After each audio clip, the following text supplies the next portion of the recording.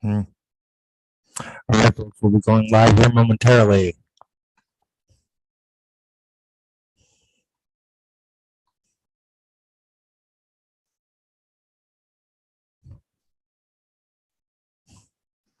All right, we are live on Facebook, Rumble, Twitter, Twitch, YouTube, and now Telegram. Thank you, everybody, for watching today on News for Us World Fringe Division podcast episode 6. We will be covering the James Webb Telescope, first images and data. Don't forget to follow all our pages, subscribe to all our channels on Rumble, Facebook, YouTube, Twitter, Twitch, and Telegram, and check out the Bonfire store, bonfire.com/fu-family-court and bonfire.com/just-td, as in just teed.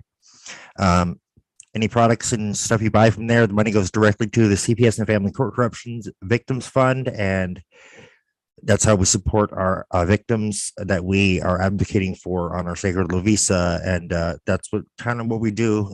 This is we did this on our free time, and this is our public service to planet Earth. These 3 shows we do: the Wednesday show, the Friday show, and the Sunday show, and just trying to get this information out there. So this is everything we cover should be covered under the Fair Use Clause, subsection U.S. Code subsection 120, no, subsection 107 of the Copyright Act 1976.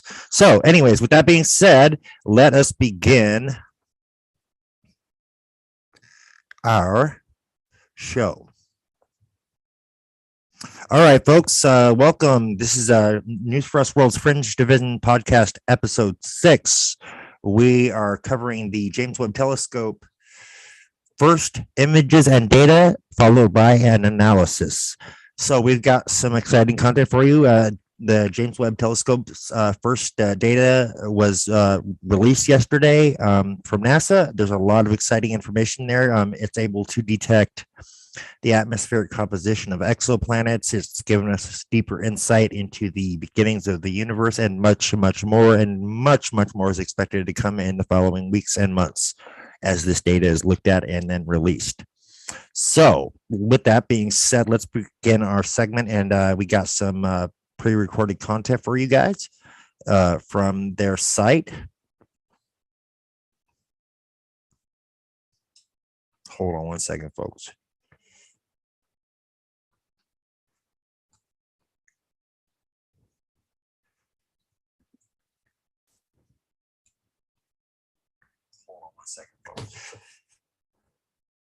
There we go. All right, sorry about that. I had to start the Telegram stream. So anyways, all right, so let's begin.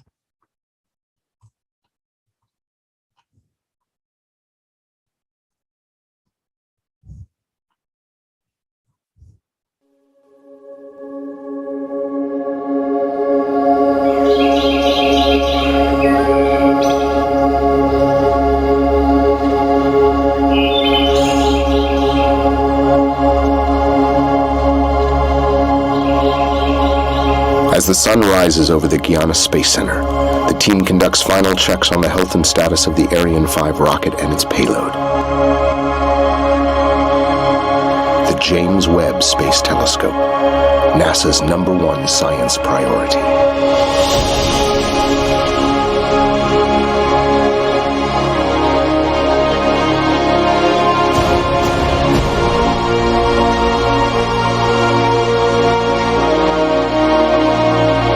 The Webb telescope is designed to look back to a time when stars and galaxies were first forming, over 13.5 billion years ago. With its revolutionary design and capabilities, the Webb telescope is about to unleash a new dawn of discovery.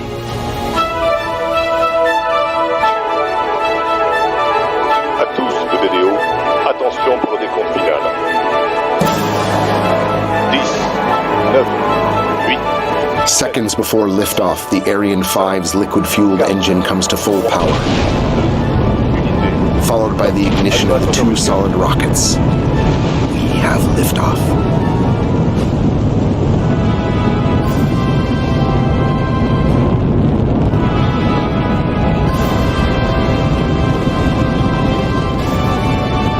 Webb telescope is finally on its way, the result of years of study and development by thousands of team members in the United States, Canada, and Europe. Webb's spacecraft ascends nearly vertically through the heavy lower atmosphere of Earth.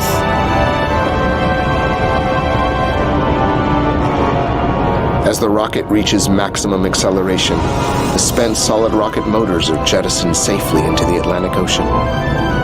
Reaching the upper atmosphere where protection is no longer needed, the payload fairing is jettisoned and falls away.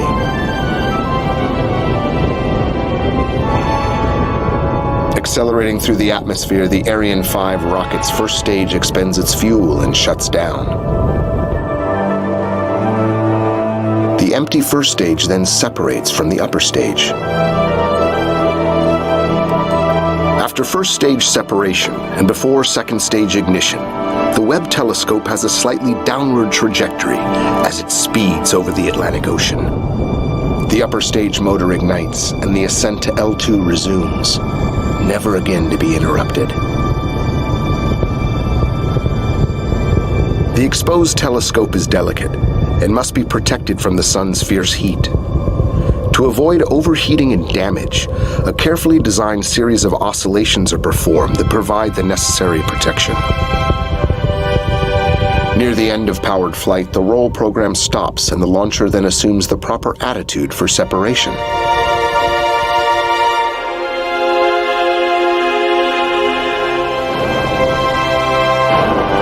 After separation from the Ariane upper stage, the Webb telescope continues its journey to L2 under its own power, taking the next step to its final orbital station 1 million miles from Earth.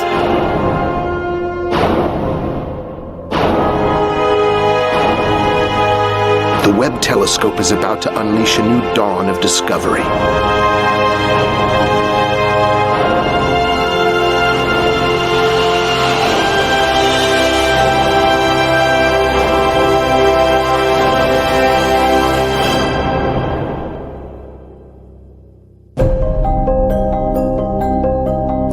The Webb telescope separates from the launcher's second stage.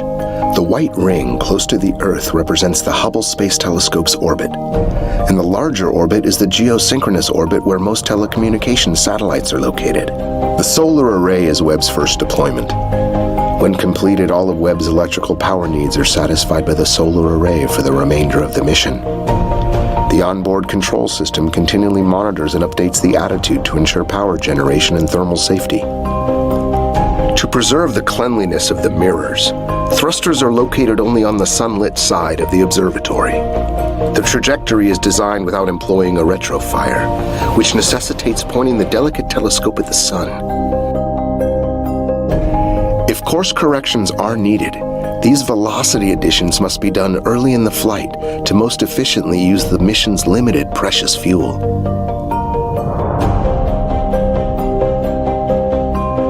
After completing mid-course corrections, the Webb telescope passes the orbit of the Moon.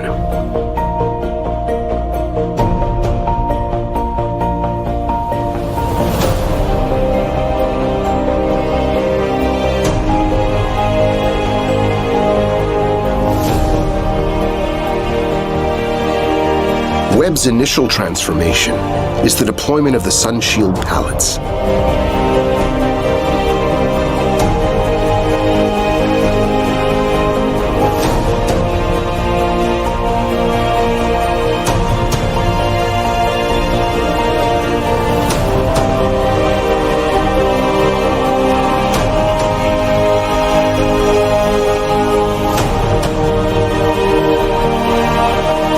The tower separating the telescope and instruments from the spacecraft and sunshield is next.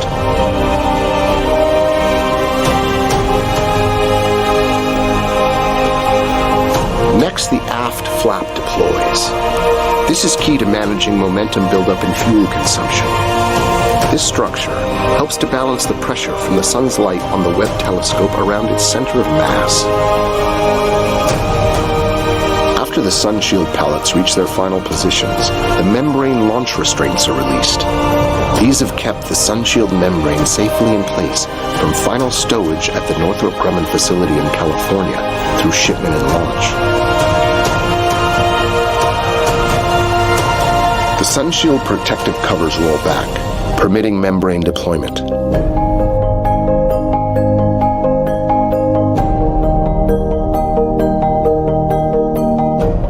The covers over the core region release next.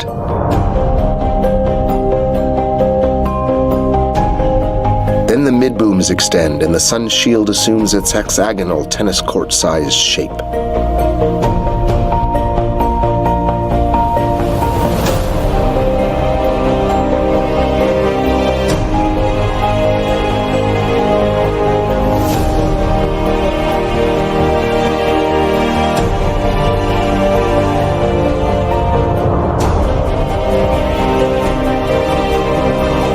It is now time to tension the sunshield membranes, each thinner than a human hair, pulling each of the uniquely sized and shaped layers to their optimal position.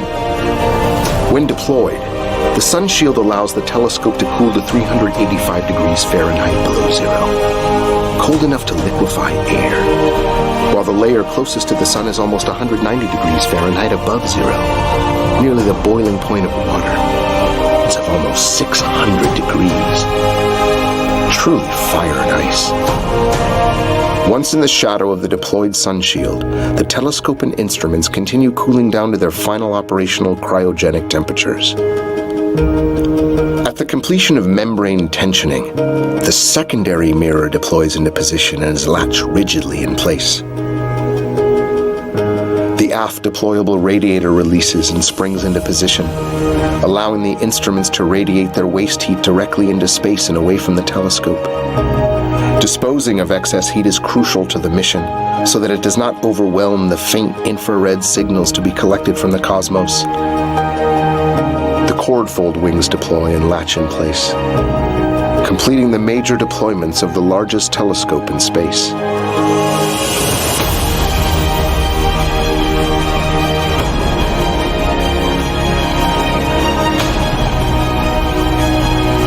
As the Webb telescope continues out to its operational orbit around the Sun-Earth L2, the observatory continues to cool down to its final cryogenic temperature state. A trajectory correction applied 29 days after launch puts the Webb telescope into its halo orbit, a key part of the mission design. The Sun-Earth L2 point is where Webb's orbit around the Sun is synchronized with Earth's. At this point, 1 million miles from Earth, Webb is free from the thermal influences of the Earth and all eclipses. Additionally, the Sun, Earth, and Moon, the brightest objects in the sky, are hidden by the deployed sunshield, giving Webb a dark, cold, and stable environment to carry out its mission of discovery. Once the mirrors and detectors are sufficiently cold, the wavefront sensing and control operations can begin. This sophisticated multi-step operation's ultimate goal is to position each of the Webb telescope's movable mirrors into their correct final positions and orientations. Once the mirrors are aligned, the mission team will continue checking out the science instruments, preparing them for operations. Commissioning is completed about 160 days after launch, and the science mission is ready to begin. This brings to fruition the work of the thousands of members of the Webb team from the United States of America, Canada, and Europe. Astronomers from all over the world can now use this facility to study the universe. NASA's James Webb Space Telescope is a game changer. Discoveries made by this observatory will rewrite textbooks, inspiring the next generation of future engineers and scientists. This revolutionary tool will provide an unprecedented view into the birth of the first stars and galaxies, unleashing a new dawn of discovery.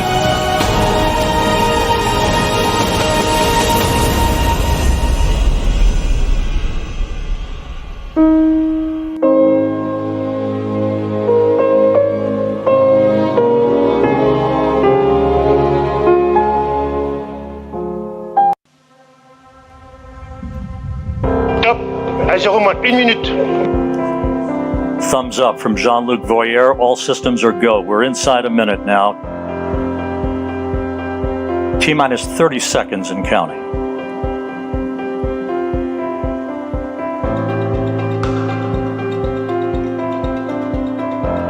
Standing by for terminal count. À tous de DDO, attention pour les décomptes finales. 10, 9, 8, 7, 6, 5, 4, 3, 2, unité, top. And we have engine start. And liftoff. UAP, décollage. Décollage, liftoff from a tropical rainforest to the edge of time itself. James Webb begins a voyage back to the birth of the universe. Punching a hole through the clouds, 20 seconds into the flight, good pitch program reported.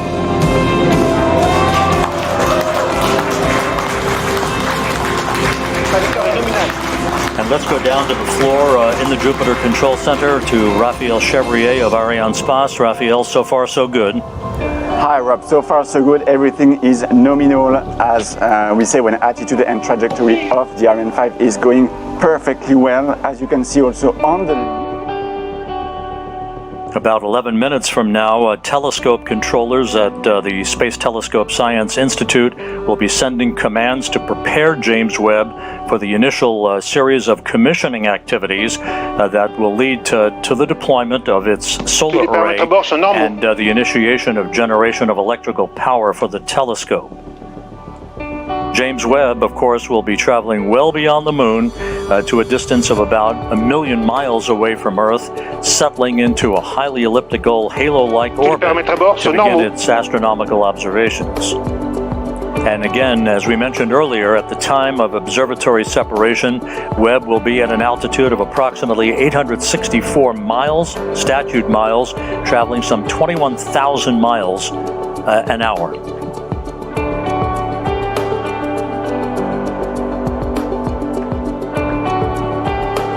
James Webb is about 4 minutes away from separating from the upper stage, and at that point it will be on its own. And again, those milestones that we discussed a bit earlier in the broadcast will begin to be followed carefully by the telescope controllers at the Mission Operations Center, the MOC as it's called, at the Space Telescope Science Institute in Baltimore.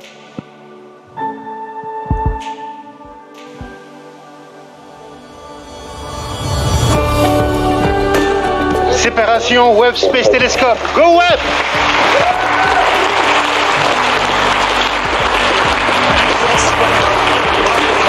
We do have confirmation of observatory separation. The James Webb Space Telescope, amidst applause here in the Mission Control Center, now taking its first steps in pursuit of cosmological discovery.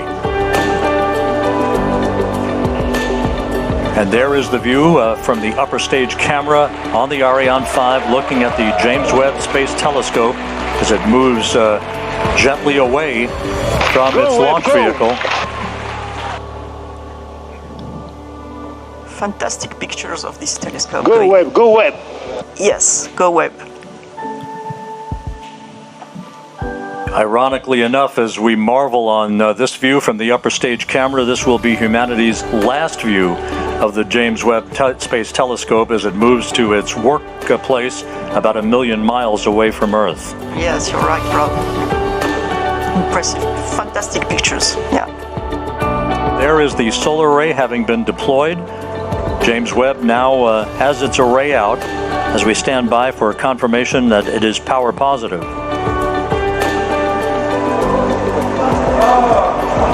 Hey Rob.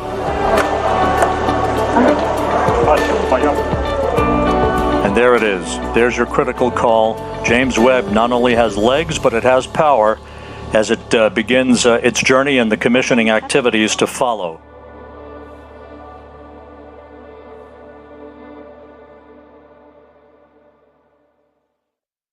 Galaxies through time.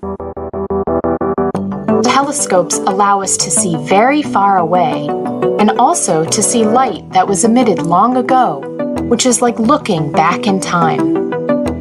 By viewing the universe at different distances and eras, we have evidence that galaxies change over time. They grow, collide, and merge with each other and form new stars. The most distant, earliest galaxies we have seen tend to be smaller and less structured than those in the nearby universe. How did galaxies evolve over billions of years from the early universe to the era of our own Milky Way? How can we learn about the forces that drive this change? Using images of many different galaxies throughout the history of the universe, astronomers can assemble something like a galactic flipbook. Patterns emerge. Some eras were big for mergers and new star formations, while during others, astronomers see trends for growth into larger galaxies with supermassive black holes at their centers. Together, these images provide an outline of the average galaxy's story. However, the opening chapters are still blank.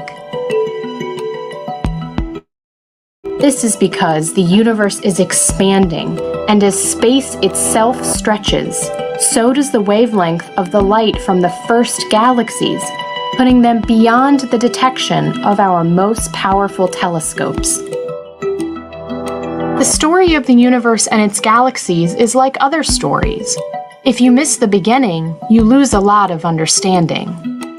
Seeing the light of the first galaxies provides a more complete picture of galaxy evolution. NASA's James Webb Space Telescope was specially designed to detect the ancient, stretched light from the first galaxies. Webb will fill in the blank pages in the flipbook of galactic history and examine the middle eras in new detail, providing essential insight into some of our biggest questions. How does the universe work? And how did we get here?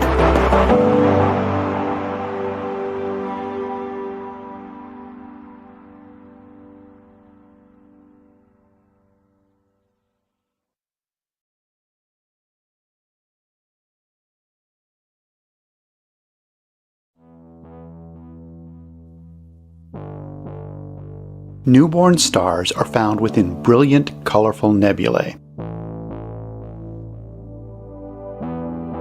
However, star formation begins in dark, dense clouds. Within one vast dark cloud, gravity collapses thousands of individual dense clumps.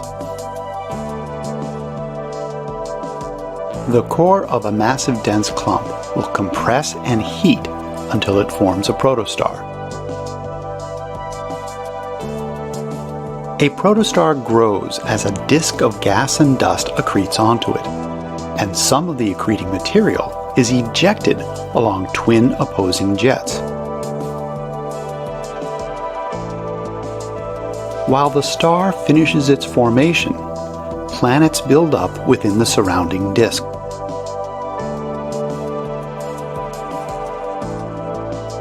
A few 100 million years later, the new solar system has assembled. Stars and planets form together at billions of sites across our galaxy.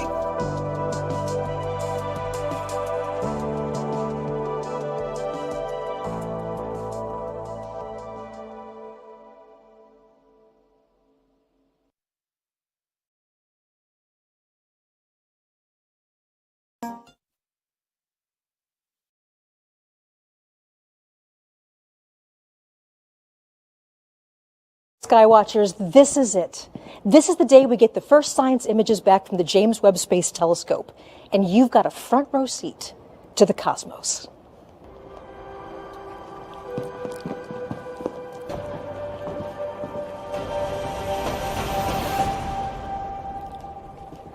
I'm Michelle Thaller, your host for what can only be described as a celebration for everyone on Earth. So think about this. Light from the earliest days of the universe has been traveling to us for billions of years. Just over the last few weeks, we've captured some of that light with a telescope that sees the universe in an entirely new way. And today we share the very first results. So longtime space fans are going to know who this is. This is Dr. John Mather. He's the senior project scientist for the Webb telescope and a Nobel Prize winner. And John, I couldn't be happier to be here with you today. Thank you. It's a thrill to be here for this very special day. How are you feeling? I am thrilled and I'm relieved because you know when you start something this big, you know there's always a possibility it might not work. It did work. We are so proud. And you've been on this project for a very long time, right? Yeah, started in 1995. We had just finished measuring the Big Bang. We measured it with the Cosmic Background Explorer satellite that we built right here at Goddard. And we measured the spectrum. We measured there are hot and cold spots in the Big Bang. So we said, now we know it all, how it all got started. But then what happened after that? So then I got a call from NASA headquarters. Would I like to work on this new telescope that's going to help answer those questions? What happened after the Big Bang? How did the galaxies grow? How did the first black holes grow? What happened all the way from there to here? So this is our time machine, and I just wanted to be part of it. I am so thrilled that we got a chance to do it. One of the things that I remember you saying, and this is kind of amazing, that after you win the Nobel Prize, you thought that this mission was the most important thing to work on. Absolutely. It's the next question. After you know how it started, what happened then? And, you know, suddenly we now have the technology to do it. We didn't have 50 years ago. We didn't have the technology 25 years ago, even when we started this. We had to invent things along the way, so we did that. And here it is. Well, thank you. We'll be back to you in just a moment. So at the moment, we're going to talk about the way that Webb is a completely new way to explore the universe.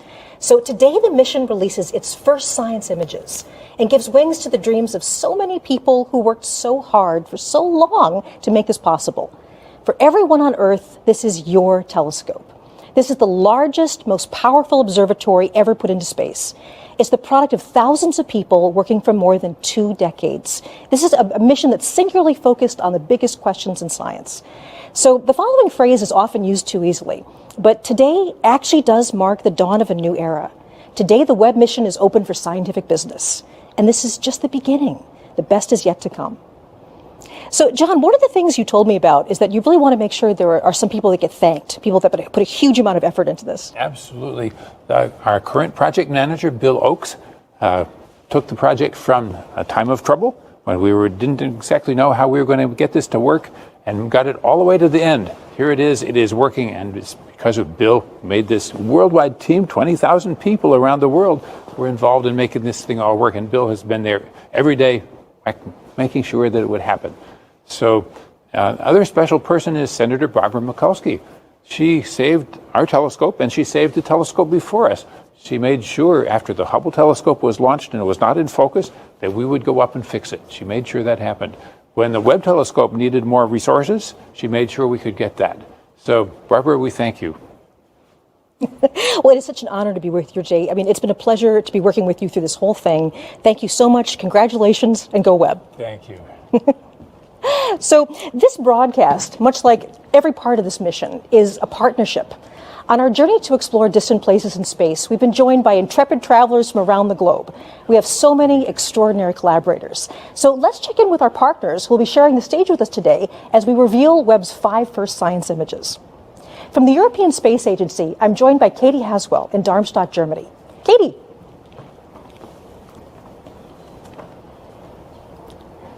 I see Katie in the background there. Also joining us from the Canadian Space Agency in Montreal, we have Nathalie Willette and Sarah Gallagher. Bonjour. I see Katie in the background there. I see the waving too. And so naturally, we're also going to be visiting the nerve center of this mission, the Space Telescope Science Institute, on the campus of Johns Hopkins University in Baltimore, Maryland. And there we have Alex Lockwood and Carl Gordon, and they're going to give us updates and more. Good morning. Great. So we'll be back with our international partners shortly, where they'll each reveal one of the new images. But today we're also going to be joined by millions of science fans from around the world. Many are gathered at watch parties just for this event. So here we are really going international. So I'm beginning with Bhopal, India. Do we have a signal from Bhopal? Yes. Excellent. Welcome to NASA. Hello, everybody there. Wonderful to be talking to you today, all the way in India.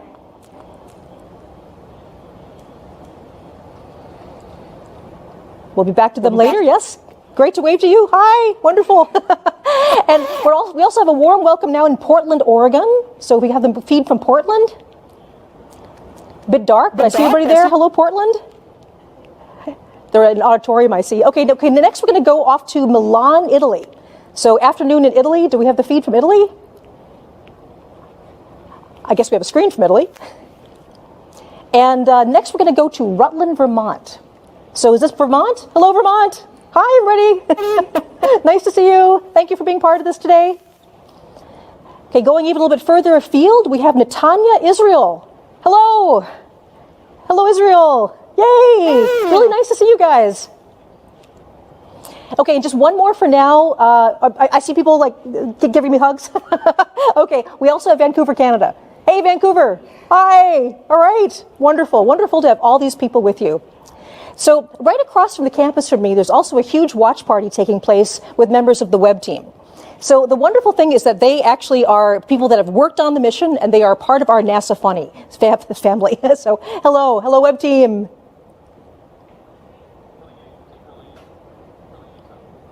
There they are. Yes. A lot of people I recognize there. So it's incredibly important to me personally, and also to all of us at NASA, that the universe belongs to everyone. And we are thrilled to share this day with fans everywhere around the world. We'll say hello to some more later in our broadcast. So now it's time to start the main event. What you'll see over the next hour will be a collection of images newly processed by the Webb science team. Only a tiny handful of experts have seen the images so far, and I can tell you that we have been so excited to unwrap them for everyone. We will be releasing each image in turn in real time.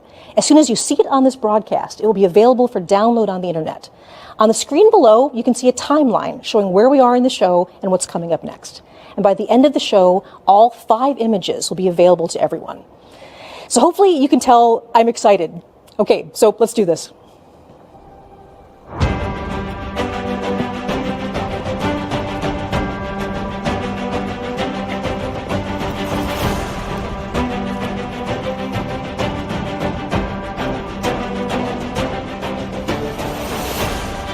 Okay, we're going to release the first image right here at NASA Goddard Space Flight Center, Maryland, and we're just outside of Washington, D.C. NASA Goddard is home to the project office of the Webb telescope, and the observatory portion of the telescope, the mirrors and the science instruments, were integrated and tested here before launch. So for many of us, including myself, seeing Webb come together bit by bit right in front of our eyes was an emotional and very inspiring experience. So it's kind of like a part of us was out there with Webb right now. 1 million miles away, part of our hopes and dreams are out there. So I'm joined now by Jane Rigby, the operations project scientist for the Webb mission. And she's a familiar face for people who've been following this before, so welcome, Jane. Hi, Michelle. Okay, so Jane, you not only get the honor of revealing the first image, but this actually got a little bit of a sneak preview. I understand there was a very select audience who's already seen the image.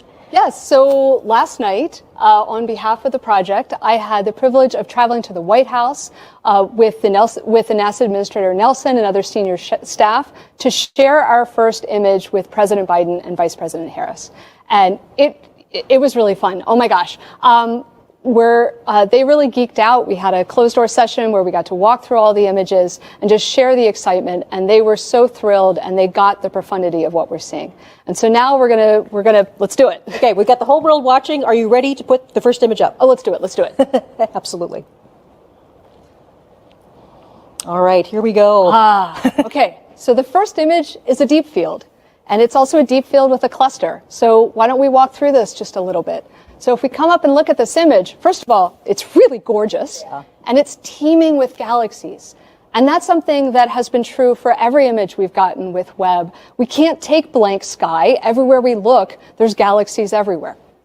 And so, this image, as we're looking at it, what we're seeing is not just all the galaxies, but there's a cluster here. And so the cluster are all these white, kind of ethereal galaxies. We're seeing them as they looked back in time. Right? The speed of light is only so fast. And so as we're seeing distant galaxies out in space, we're seeing them as they looked billions of years ago. So these cluster galaxies, the white ones, we're seeing as they looked about the time the sun and the earth formed. And then behind the cluster, we have the gravity of the cluster is distorting and warping our view of what's behind. And so there are these galaxies that look stretched and pulled, kind of like they've been magnified because they've been magnified by the gravity of the cluster, just like Einstein said they would. And, it's really, there's so much detail here. We're seeing these galaxies in a way that we've never been able to see before. There's just a sharpness and a clarity we've never had.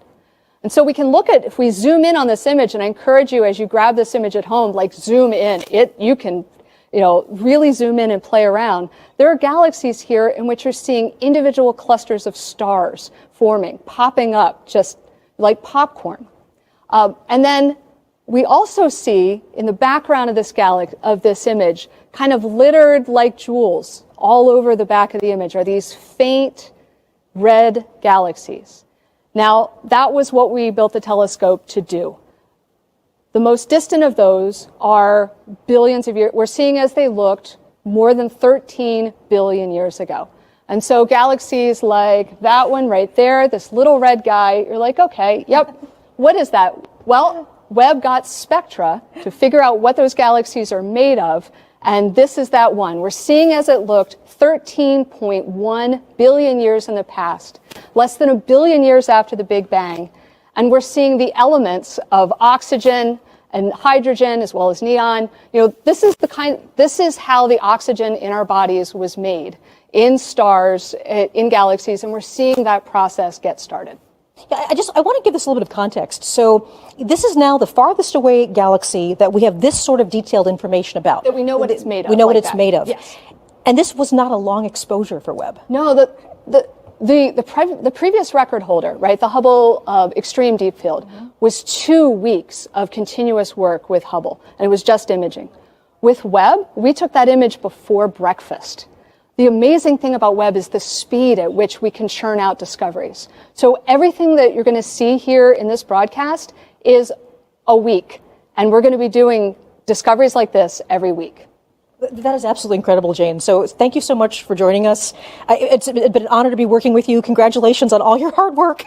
Thank you. It's so wonderful to see it pay off. So thank you, and I'll see you later on today, I hope. So yes. Enjoy the day. Thank you. Right. So from distant galaxies, we now turn our eye to something a bit closer. It's a planet, but not one in our solar system. Remember that Earth and its sibling planets aren't the only show in the universe. When scientists and engineers started developing JWST, the search for exoplanets wasn't even part of the plan. That's changed. Exploring exoplanets is now a major component of the mission and the subject of our second big reveal of the day. I'm going to send it now to our friends Nathalie Ouellette and Sarah Gallagher at the Canadian Space Agency in Montreal. So again, bonjour.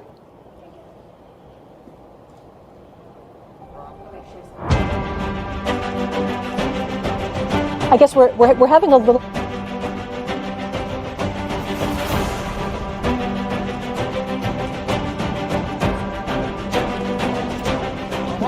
We'll go. Okay.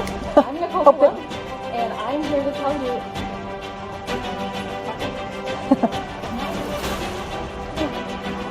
you. Sorry for the brief pause there. We're now going over to Canada.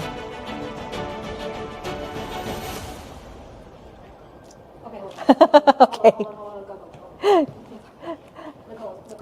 Yep, we're all ready. Yeah. Okay, I apologize. We're having some trouble with the signal from Canada, but luckily for us, we have an exoplanet expert right here, just in case that happened. So this is Nicole Colon, and she's an exoplanet scientist at NASA, and we're going to talk about this amazing new result from a very hot planet, I understand about 1,000 light years away. That's right. The exoplanet is named WASP-96b, and it is this hot, gaseous, giant, puffy planet that it is about 1,000 light years away. So that's why today's release is so exciting, because it teases at what Webb is able to do for such a distant time. Absolutely. So talk us through what this discovery is and why this is so significant. Mm-hmm. Well, this reveal that you're going to see is going to show the first spectrum of an exoplanet as taken from the Webb telescope. And this is exciting because it covers infrared wavelengths of light that we have not had access to before. So we've been able to use other telescopes to explore exoplanet atmospheres in the infrared, but not to this level of detail. And this is just one sliver of data that Webb is providing us using the NEAREST instrument specifically. And there's something about infrared that is actually particularly good for the spectrum. So in this case, what we're doing is we're actually going to take the light and break it up into a rainbow and look very, very carefully at how much color is coming in each part of the spectrum. So I believe we have that image, if we can put that up. Okay, yes, I believe we're revealing the spectrum right here. So we now have our spectrum, and this is exactly what you're seeing. As you just described with spectroscopy, what we did was we observed a transit of an exoplanet. We observed the planet as it passed in front of the star. Now, mind you, this is not a direct image. This is an indirect image. So we've seen the effect of what happens when the planet and its atmosphere passes in front of the star. The starlight filters through the atmosphere, and then you can break that down into wavelengths of light, and you get a bunch of what looks like bumps and wiggles to some people, but it's actually full of information content. So you're actually seeing bumps and wiggles that indicate the presence of water vapor in the atmosphere of this exoplanet. So we have the spectrum up here. Is there anything you'd like to highlight particularly? Yeah, absolutely. So we have several features marked here. So I call them features. They're these, what I just referred to as bumps and wiggles. But what you're seeing here is a telltale signature, the chemical fingerprint of water vapor in these atmospheres, in the atmosphere of this specific exoplanet. And the other thing we can tell actually is that there's evidence of clouds and hazes because the water features are not quite as large as we predicted. So we can take that and infer that there are presence of clouds and hazes. Right. Now, one thing that we really want to make sure people understand is with this particular planet, this is a hot world. It's actually closer to its star than Mercury is to our sun. And so we're not looking at liquid water here, but we're looking instead at sort of steam, water vapor. Yes, this is an exoplanet. It's about the size of Jupiter, about half the mass of Jupiter. It orbits around a sun-like star, but it does it every about 3.5 days. Right. So it's extremely hot, extremely close in, nothing like our solar system planets. But that's okay, because what we're seeing is, again, the first exoplanet data from Webb, and this is just the beginning. We're going to start pushing down to further smaller planets and being able to take measurements just like this with the NEARS instrument that was built by the Canadian Space Agency, but also there's three other science instruments that will add to our knowledge in the infrared, as well as direct imaging modes along with the transit method. So there's a lot more to come. And I guess one thing we should mention is not only are we going to be looking at planets that are more like the Earth in the future, but we'll also be looking at planets in our own solar system. Absolutely, yes. We're going to have exciting data from planets in our solar system, from Mars outward, as well as asteroids and comets. So stay tuned for a lot more to come. Thank you so much, Nicole. Thank you so much for telling us about the spectrum, and I'll be seeing you later on today. So we have 3 more big image reveals, and with that, new and more exciting science. But first, let's take a look back at the journey that brought us to this moment. Celebrations like this one are only possible with years of hard work from a cast of thousands. When a new mission is being built, even the most enthusiastic space fans only get to see dramatic moments in its life cycle, the news and images that come out in updates and press releases. But that doesn't really give you the sense of the huge effort that goes on behind the scenes every day. The plans, schedules, and organization to keep everything moving forward really happens, for the most part, out of people's gaze. Webb started as an idea that took root at NASA Goddard. It grew first into planning teams, research projects, schematics, requirements. Then it began the long journey to become real with the development of new technologies, cutting-edge engineering, and finally fabrication, putting it all together. Let's take a brief look back at the visionary journey to how we all got here today. So today was the final closeout of the purge. Okay, guys, I can hear Rupa, it's a pretty emotional moment to be in there and actually, closing it up for the very last time, right? You're the last one to touch this, and so that was the final operation. And once that fitting is closed out, there's no more touching of the vehicle. We're ready for launch.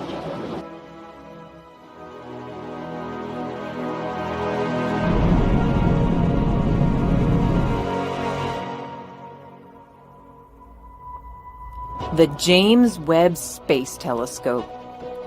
Born from the desires of astronomers, achieved with newly invented technology, is the culmination of 20 years of work.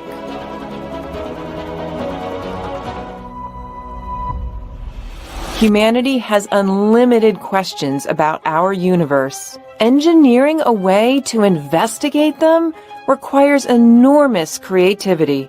Webb has been a trade-off between engineering performance, what the astronomers want, risk. In fact, when we started 20 years ago, we were actually looking at an 8-meter telescope. Developing the most sensitive instruments. And testing, and more testing.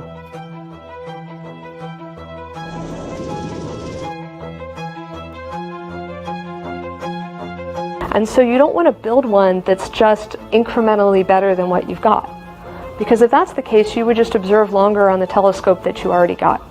And so every time NASA builds a new astrophysics mission, a new telescope, it needs to be way more sensitive, way more capable than anything we've ever built before. We all got together in that conference room and we played real time as the images came down from the spacecraft, the very first diffraction limited images ever obtained with Webb. And what we collectively saw as a group was the highest resolution infrared image taken from space ever.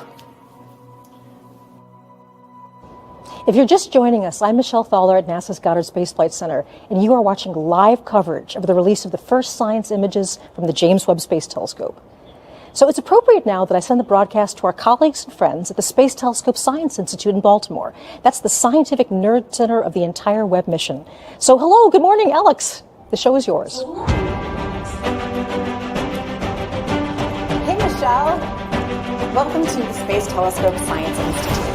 I'm Alex Lockwood, and I'm here with Carl Gordon, who is an astronomer and one of the key people in delivering the images that you're going to see here today. But actually, before we get into the amazing images, we're going to talk a little bit about where we are. We're standing here outside of the Mission Operations Center, which is the key central hub for Webb. For the past 6 months, scientists and engineers have been working 24/7 since they took control of the telescope 30 minutes after launch to prepare for today and for the amazing science to come. Through all of the major deployments, focusing, aligning the telescope, and calibrating those 4 amazing science instruments, it was all done in this building.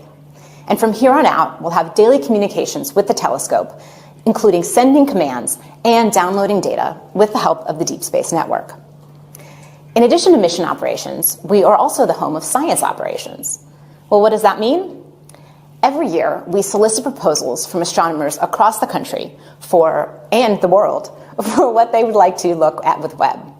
Then we hold a rigorous selection process to select the ideas that will best utilize Webb to study and understand our universe. When the data come down and astronomers analyze their results, we are the lucky ones who get to share that data and those amazing science results with you. And we knew that today was going to be so exciting with the first images, so we've actually been preparing for years.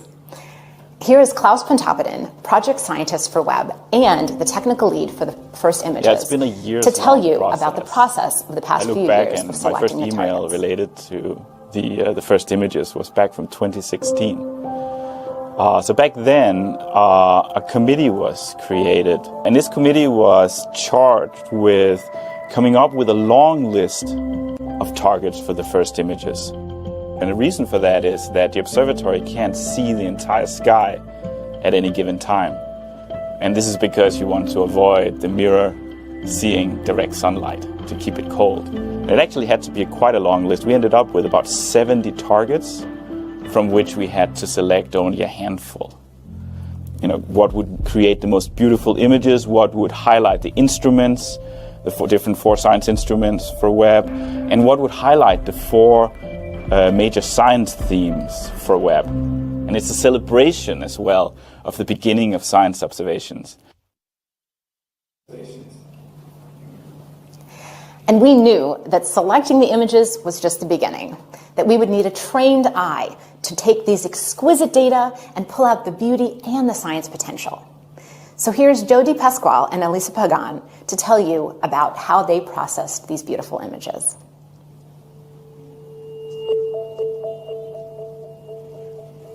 And they have it up downstairs. I think they missed some of that beginning. We're basically translating light that we can't see into light that we can see by applying color like red, green, and blue to the different filters that we have from Webb. And the reason we want to color the images is because there's actually more that you can get, more information that you can get from the image if you see it in color. So it's a matter of picking and choosing filters and colors that enhance the details and the structure in the image itself. The shortest wavelengths of infrared light and assign those blue colors, and then move our way down to green and red as we go to longer and longer wavelengths. And then we additively combine those together to get our full color image. But there is a lot of aesthetics that are involved in this. Painstakingly going through and cleaning these images up with an attention to detail, a level of detail like at the pixel level in every image. So when I'm working on the astronomical data, it is this sort of marriage between art and science. When you're choosing colors for the filters, you really are trying to show the different details and the processes that are happening in the astronomical images. Be very compelling. You want it to be very beautiful because space is beautiful.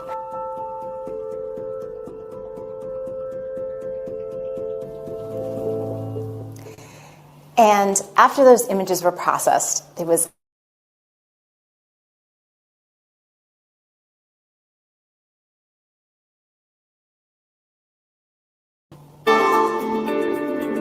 downscaled by a factor of 4. Exactly.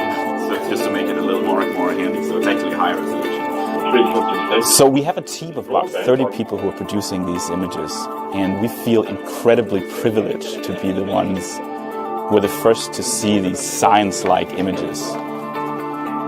When we saw the first data come down of real targets, people were speechless, and there were emotions, because immediately we could see how amazing this observatory will be.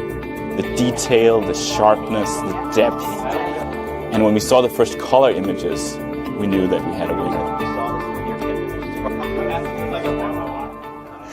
And now we are ready to see Webb's first image of a star dying, a planetary nebula called the Southern Ring. Let's do it. Oof. Wow, wow. This near-infrared image is, wow, the detail. Oh.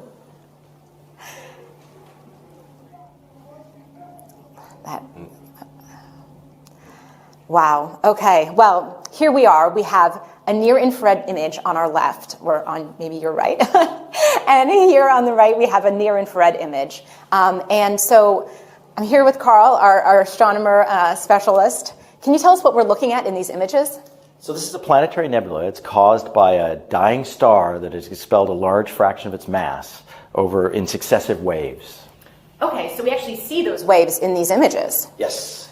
Wow, wow. And so there's a lot of structure. Can you tell us a little more detail about what we're looking? Maybe start with this one on the left? Yeah, so in the NIRCam image, you see this kind of bubbly, almost foamy appearance throughout the whole nebula with some very structured shells. And this foaminess is showing up in orange mainly. And this is due to the molecular hydrogen that's newly formed in the expansion, just lighting up the gas and dust of this nebula. And then as we move inward, you see this kind of very blue haze in the inner region. And this is actually due to very hot ionized gas that emits well in the blue that's heated by the core, the leftover very hot core of this star. And what about these like rays that I'm seeing in this image? Right, so there's also rays in the outer regions that you can kind of see, and these are holes in the inner nebula that are actually allowing the central star's light to come out and kind of light it up like, patchy clouds with the sun shining through. Wow. Oh, yeah, that's what it looks like. That's so cool. So you're actually a mid-infrared astronomer, which is different than near-infrared. And so what can you tell us about the details in this mid-infrared image? So it looks quite different in color, partly because we're seeing different kinds of physics going on here. So we're actually seeing in the blue, you see a lot of blue. The blue is actually due to hydrocarbon grains that are emitting very strongly in the blue for Miri. And they show the very similar structures to what we see in orange and NIRCam because the molecular hydrocarbon actually forms on the surface of dust grains. And so again, as we move inward, we see that the inner region is again hot ionized gas, but now it glows red because that's where it emits the strongest for Miri wavelengths. Okay. And then as we go into the center, we see kind of the surprise for us, which is We knew this was a binary star, but we effectively didn't really see much of the actual star that produced the nebula. But now in MIRI, this star glows red because it has dust around it. So in MIRI, we got to see both stars very clearly. Yeah, you can't see it in the first image really, but there's two stars there. So that's a fun surprise. And I think that there's another little Easter egg you want to tell us about? Yeah, so this was, the Easter egg is this kind of narrow filament up in the top that's radially aligned. You can kind of see it very clearly in the MIRI image. It shows up as this blue structure, and it points very much to the central sources. So I thought, oh, this must just be a density enhancement in the outer nebula. I thought that very, very strongly, but other people on the team were like, no, it's a background edge-on galaxy. Well, I made a bet that said, no, it's part of the nebula. By the way, I lost the bet because then we looked more carefully at both the NearCam and MIRI images, and it's very clearly an edge-on galaxy with a dust lane and a bulge. So I lost the bet. Well, you lost the bet, but you got these gorgeous images, so I think it's a win for everybody. Anything else you'd like to say today? I can't wait to see where we go from here. Neither can I. All right. Thanks so much. Back to you, Michelle.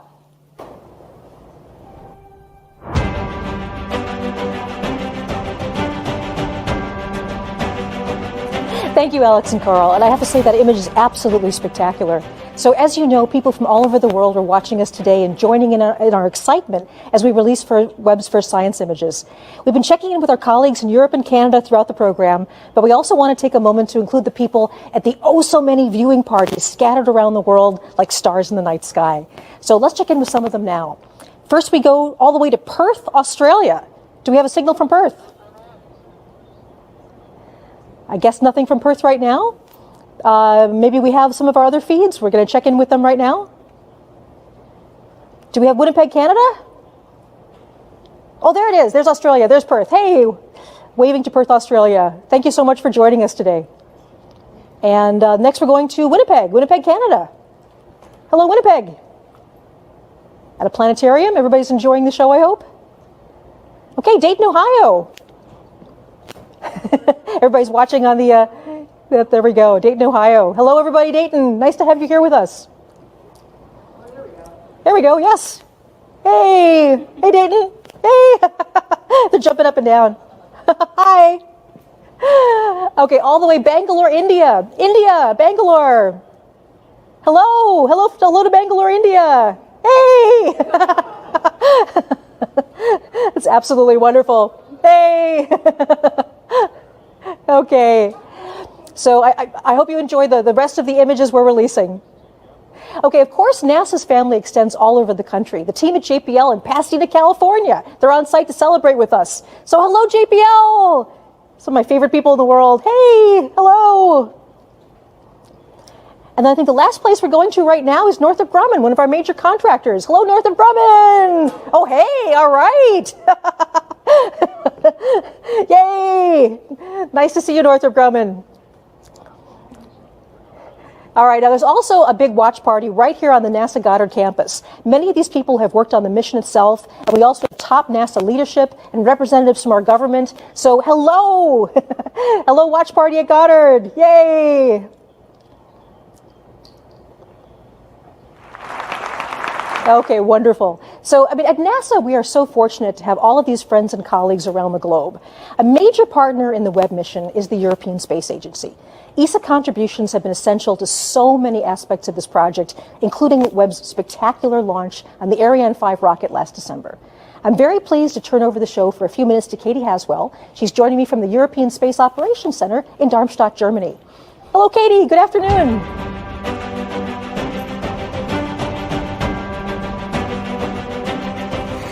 Thanks, Michelle. Thank you, Michelle, and welcome to Germany. We're at the European Space Agency. I'm still getting all kinds of IFB from lots of centre. It's where the teams effectively fly the satellites. They're a little bit of a cross between air traffic controllers and pilots. We have lots of different control rooms here. This is the main control room, and as you can see today, it's not in use, so we've been lucky enough to move in here for today. I have two very special experts with me, both scientists from the European Space Agency. Giovanna Giardino is a NEWS4US scientist. Giovanna has been working on that for many years and lots to tell us about that. And Mark McCaughrean is a special advisor for science and exploration. These two guys have been working on the Webb Space Telescope for a long time. So we're very grateful to have you with us. Thanks, folks. Pleasure. We are excited to reveal our image with you. But before we do that, we thought we'd give you a little bit of background, because we've come here today because these guys were the first ones to pick up the signal during the Webb launch, when Webb first launched. They run a system called STScI, which is NASA's deep space tracking system, and they were listening out when Webb called home. And the controllers here have been looking after a whole very, very impressive list of missions since 1968. ESA has played a very, very important role during the Webb for the Webb Space Telescope. They provided the launch on board the awesome Ariane 5 launch vehicle from the Guiana Space Center. The atmosphere in the Mission Control Center was electric, I can tell you. I was there.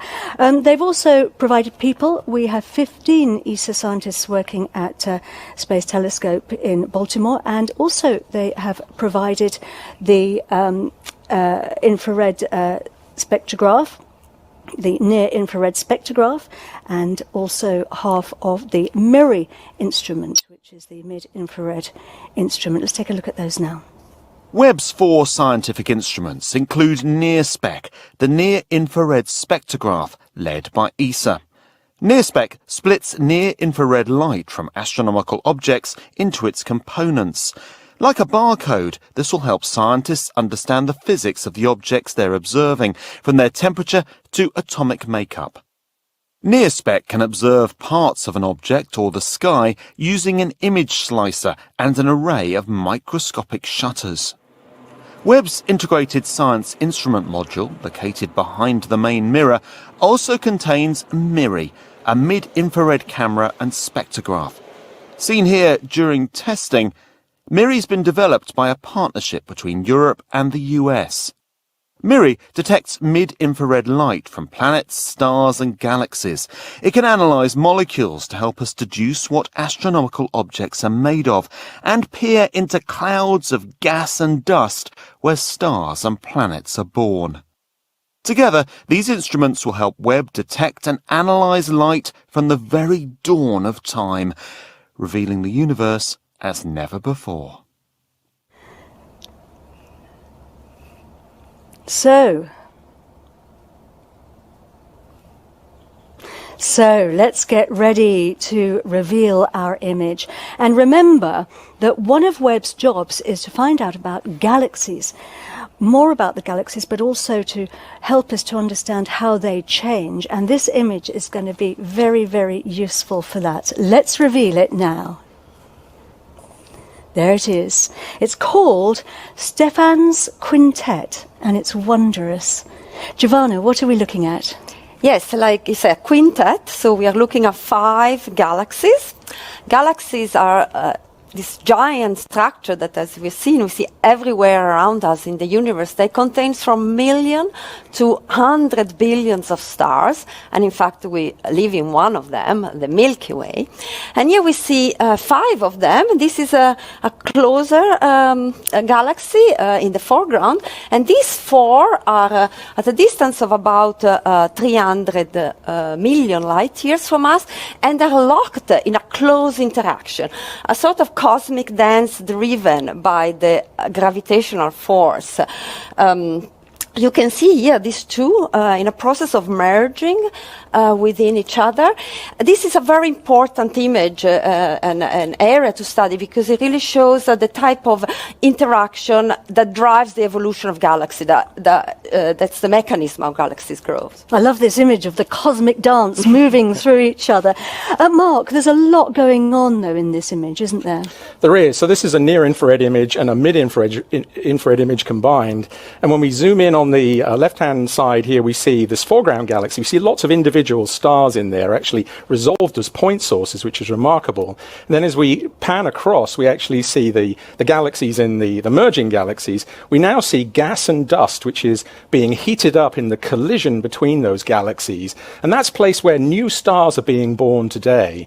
So we're actually seeing the process of creation of new stars in this region. And then when we look in the background here, we see not only the galaxies at 300 million light years, but also stars in our own galaxy. These snowflake structures that you see here, those are nearby stars, but in the corner and around the edges, we see galaxies which are much, much more distant, much further away. So similar in some sense to the ones that we saw earlier on in that deep field. And so this image actually takes us from the nearby galaxy, our own Milky Way, through these galaxies which are evolving today, all the way to the distant universe. And in a way, it captures cosmic evolution of galaxies over those 13.8 billion years.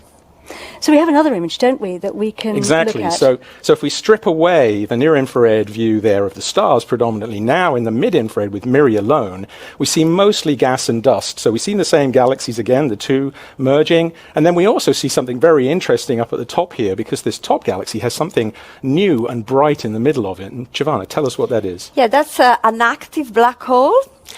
We cannot see the black hole itself, but we see the material swirling around, being swallowed by these sort of cosmic monsters, and this gas gets heated to extremely high temperature as it falls onto the black hole, and it becomes very bright. In fact, this is how shiny is the galaxy. Here we see luminosity that are 40 billion times the luminosity of our suns. It's really, really bright.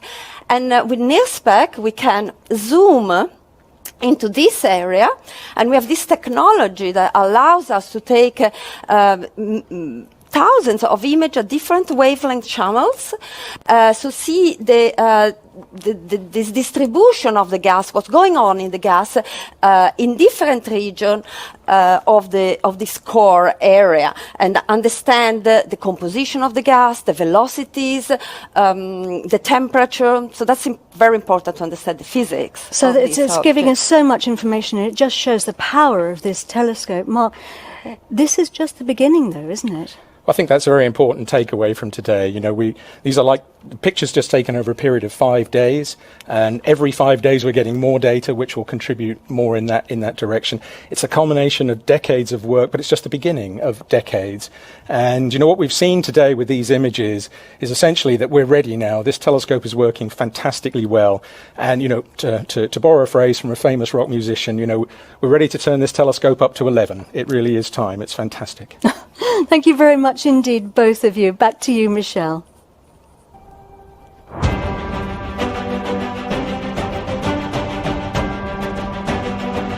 Thanks, Katie. It is so great to have you and your colleagues with us on this historic day. So before we get to the fifth and final image reveal of the day, it cannot be said enough that an achievement like the James Webb Space Telescope is something bigger than any one of us. It's bigger than any organization, any country. This truly takes a planet. Webb belongs to all of us, and starting today, the discoveries start and they're not going to stop. This is just the beginning. We've said several times throughout the broadcast that the Webb mission is about people, and during the construction of the Great Telescope, people started to see themselves in it, literally. Day after day, people visited the observation window at NASA Goddard, and looking through the glass, they snapped selfies of themselves reflected in the gigantic golden mirror. These photos are actual reflections of the enormous human investment and the emotional commitment that brought this mission to life. And now, years later, that mission is finally collecting light from the earliest days of the universe, all the way to worlds in our own solar system. It's the same mirror that reflected the many faces who see themselves as part of the journey to understand our shared origins. Let's stop for a moment and appreciate the people behind Webb.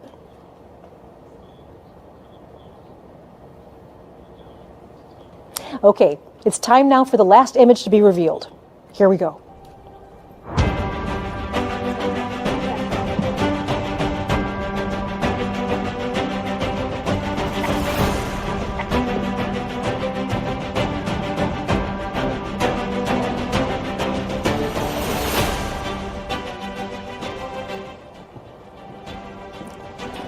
So Amber Strawn is Webb's deputy project scientist. She's here with me today to share the final big reveal of the day. So Amber, it is so good to see you. How are you feeling? Oh, so great, so exciting. What a great day this is. Yes, so one of the things that we're going to do is before we get to the final image, the James Webb Space Telescope has taken us all over the universe today. So let's do a quick review of where we've been so far. So Jane Rigby got us rolling today with an extraordinary new deep field image, showing us one of the farthest views of the universe ever. Yeah, this image really does demonstrate that JWST can do exactly what we've designed it to do. Yes. And the Canadian Space Agency then took us to the massive planet WASP-96b, where the team has detected evidence of atmospheric water. And here again, we're seeing the incredible efficiency of this observatory. We're able to do these kind of measurements in a fraction of the time that we're able to before. And then we zipped up the road from NASA Goddard to the Space Telescope Science Institute, where Alex and Carl showed us the exquisite Southern Ring Nebula, a mixing bowl of stellar matter around a pair of dying stars. Yeah, and I'm just blown away by the level of detail we can see, like in the outer part of this nebula. It's incredible. Wow. Okay. After that, it was off to Germany, where the European Space Agency wowed us with pictures of galaxies interacting and mixing together. Right, and this image, again, it's incredible because it's showing us one of these fundamental processes of the universe, how galaxies merge together, and we're able to learn about these processes in a brand new way. So the Webb team has a lot to cheer about right now. So across the campus, there's this big watch party, and we can feel the excitement all the way from over here. So let's join that celebration now. We're back with Senior Project Scientist John Mather, along with the head of NASA's Science Mission Directorate, Thomas Zurbuchen. Hello.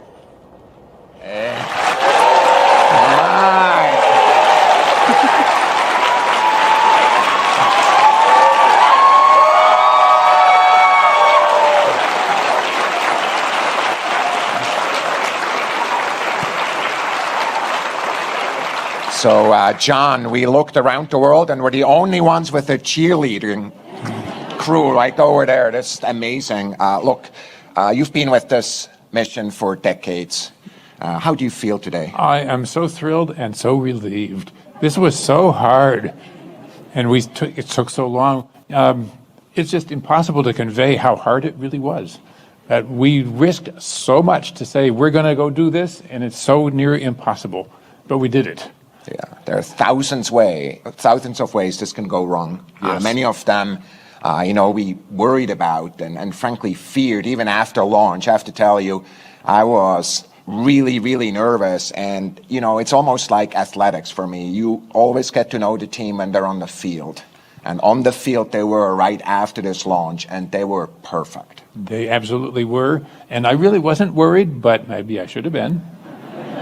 Yeah, that's difference between the two of us. I always worry. I always tell everybody I'm paid to worry, frankly, and that's good. What we want to do, though, is, just really thank the team again. Of course, we heard Bill and Scott and Greg talking about the team that is there. I think what's also important is to recognize that Bernie is sitting there, who was the first manager. I was sitting there. Could you stand up?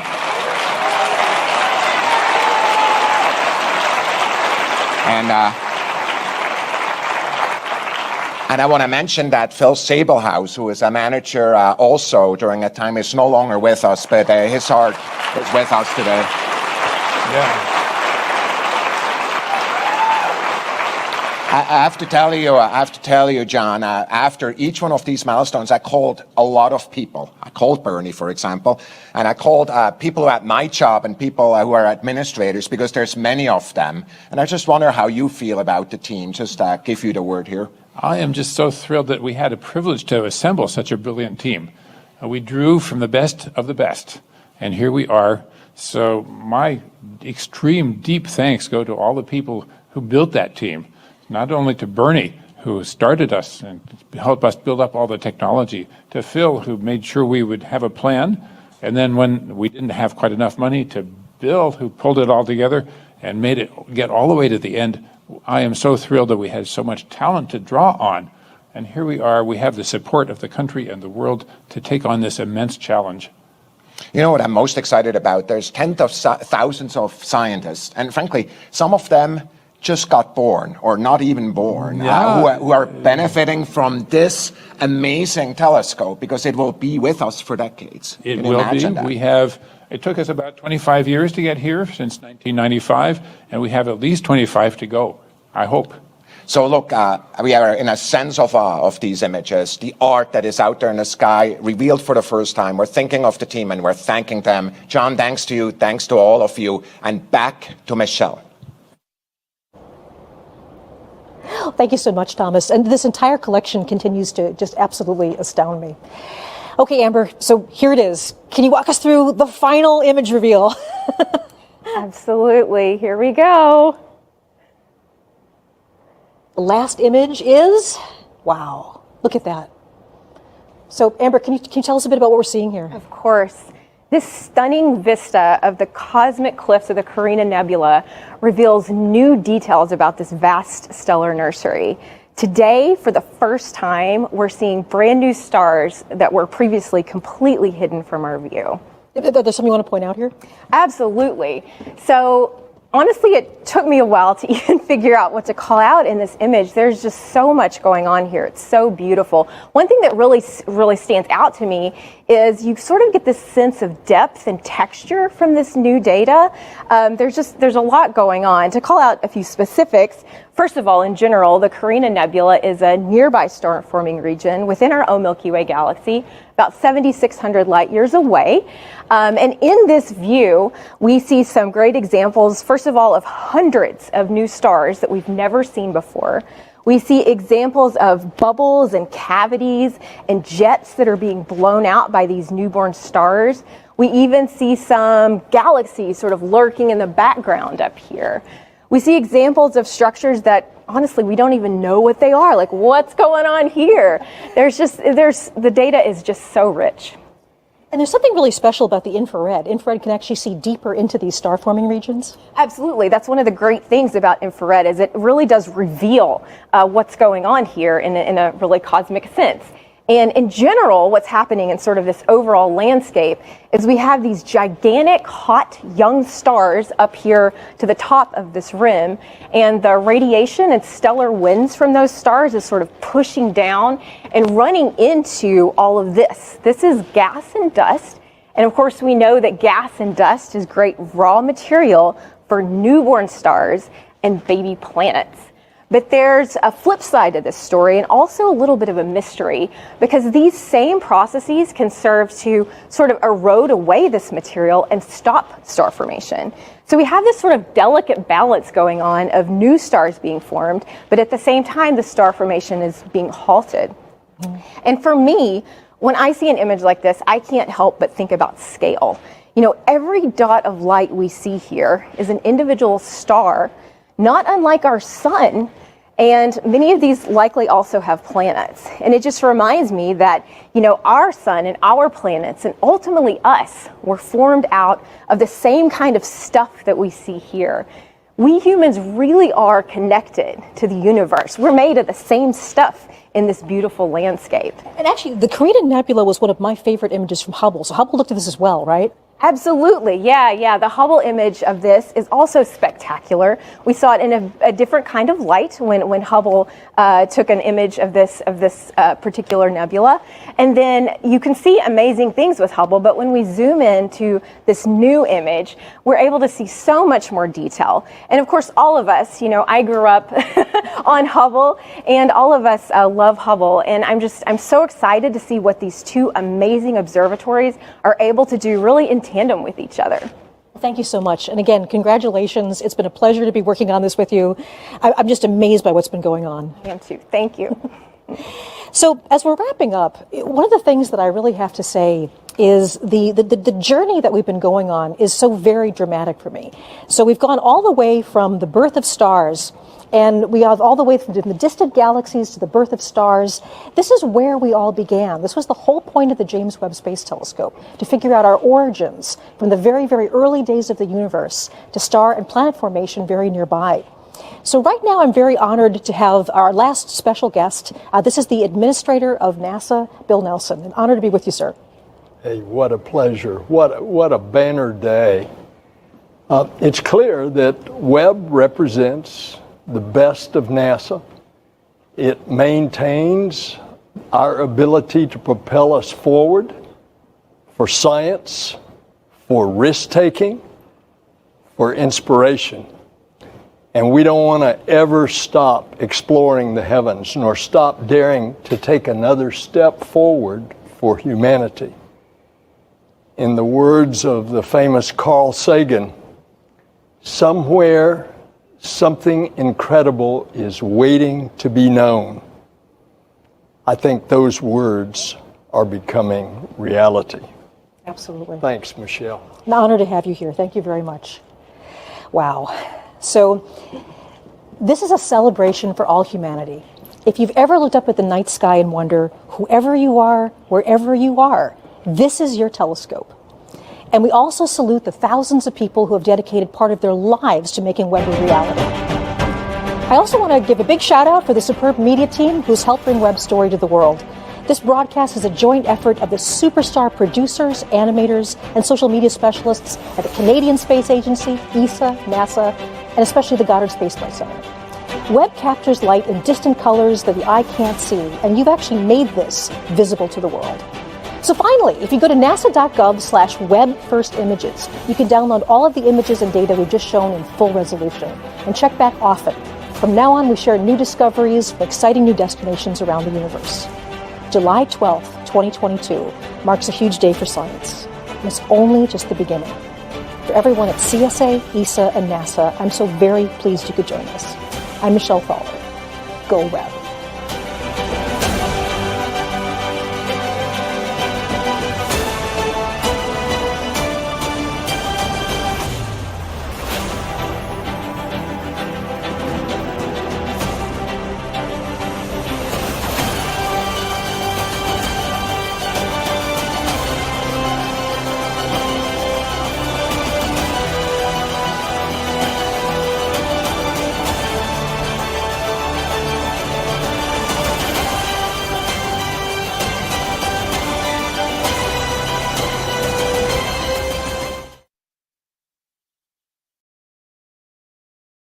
Okay, folks, that was the end of our pre-recorded content segment. A lot of those were from the NASA's webpage on the release of the James Webb Telescope first images and data.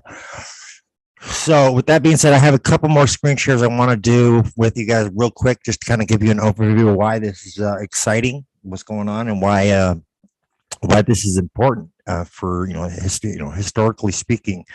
We've never had a telescope this high resolution, this far out there, and this able to analyze the atmospheric content and atmospheric composition of other planets around other stars. So that's why this is important, you guys, because we're able to get a lot of data and a lot of stuff that we haven't before with previous telescopes. So let me bring up this couple diagrams here. I want to show you guys just for context.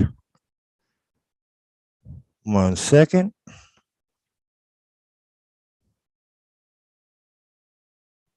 Okay, let me just open it up here.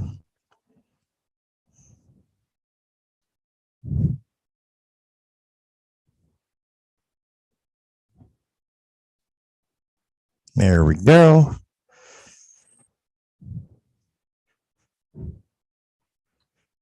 All right, here we go. Okay, so this is the transmission spectrum of an Earth-like atmosphere, what we would expect to detect when analyzing an exoplanet regarding whether it's Earth-like and can support life, okay? So for context, so light blocked at the bottom is less, above is more. And then you have your wavelength in nanometers from 0 to 20,000, okay? You can see we have the ozone spike. It starts off in here, and then goes to the methane, and then it has another spike over here, which is indicators of carbon dioxide. And you have water over here, methane, ozone, carbon dioxide, another carbon dioxide spike, and then water. So those are good indicators right there. And then we have, let's see, oh, that's a artist illustration of a Moa. Okay, so this is the possible thermal emission spectrum of exoplanet LHS 3844b. The brightness of light, dimmer, brighter at the top, and the wavelength of light in microns. Calculated spectrum for a surface that is 100% basalt. Simulated data points from Webb's mid-infrared instrument, assuming the surface is 100% basalt. Calculated spectrum for a surface that is 100% granite, and that's right here. Okay, and here's some exoplanet comparisons with the Earth. Earth, rocky, radius 6,370 kilometers, 3,960 miles, average temperature 15 degrees Celsius, 60 Fahrenheit. Distance from star 1 AU, or 150 million kilometers, 93 million miles. Orbital period 365.25 days. LHS 3844b, hot and rocky. Radius 1.3 times the radius of Earth. Average temperature greater than 525 degrees Celsius, 1,000 degrees Fahrenheit on the day side. Distance from star 0.005 astronomical units. Orbital period 11 hours. 55 Cancri E, super hot rocky. Radius 1.9 times the radius of Earth. Average temperature 1,700 degrees Celsius, 3,100 degrees Fahrenheit on the day side. Distance from star 0.015 AU. Orbital period 18 hours. Neptune ice giant 3.88 times Earth radius. Average temperature negative 195 degrees Celsius, negative 320 degrees Fahrenheit. Distance from star 30 astronomical units. Orbital period 165 Earth years. And there's another artist illustration of, I believe, this one right here, the Cancri, the 55 Cancri E.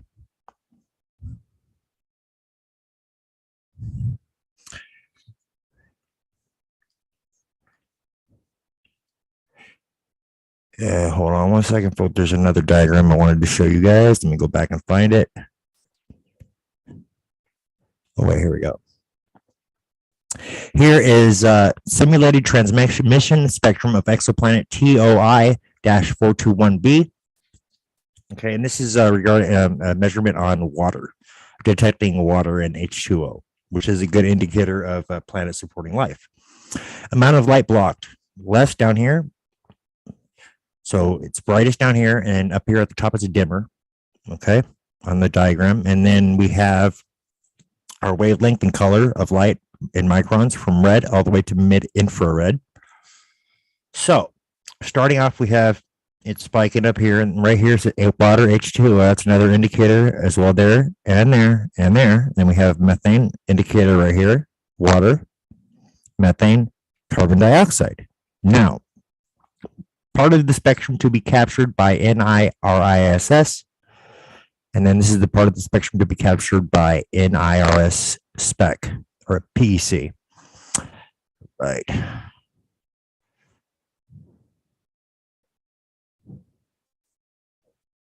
Well, look at all these different galaxies and stuff we've been able to pick up with the infrared. Simulated spectrum of a protoplanetary disk, methane signature, ammonia signature, acetylene signature, hydrogen cyanide, and carbon dioxide. Okay, and this is the spectrum on which they were measured, wavelength of light in microns, and then the brightness of the light from the dimmest to the brightest at the top. And here's where they get these different readings from this part of the spectrum. Okay.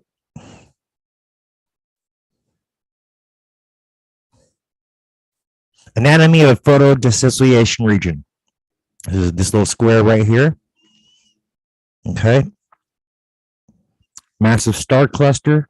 Okay. And we got, that's I guess right there behind there. I can't see it on this little square, but. And then we have a zoom in of right here. And then it shows the molecular zone, dissociation front, ionization front, and fully ionized gas. And so this is like an analysis of a nebula. I believe, I'm not sure which nebula it is. I could be, I'm not entirely sure. I don't want to say which one because I could be wrong. Let's see.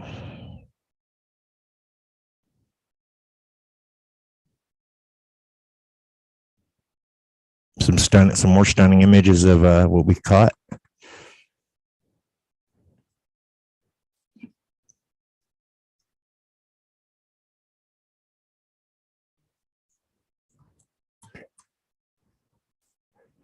Look at all these galaxies just from one small fraction of the sky. Look at all that it picked up. That's not even a fraction of everything that is visible within our spectrum.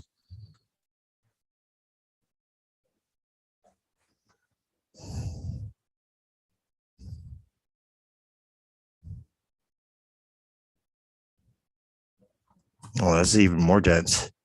Densely packed with stars. And this is a black hole. I think this is a simulated photo or image, I believe, but it's also on the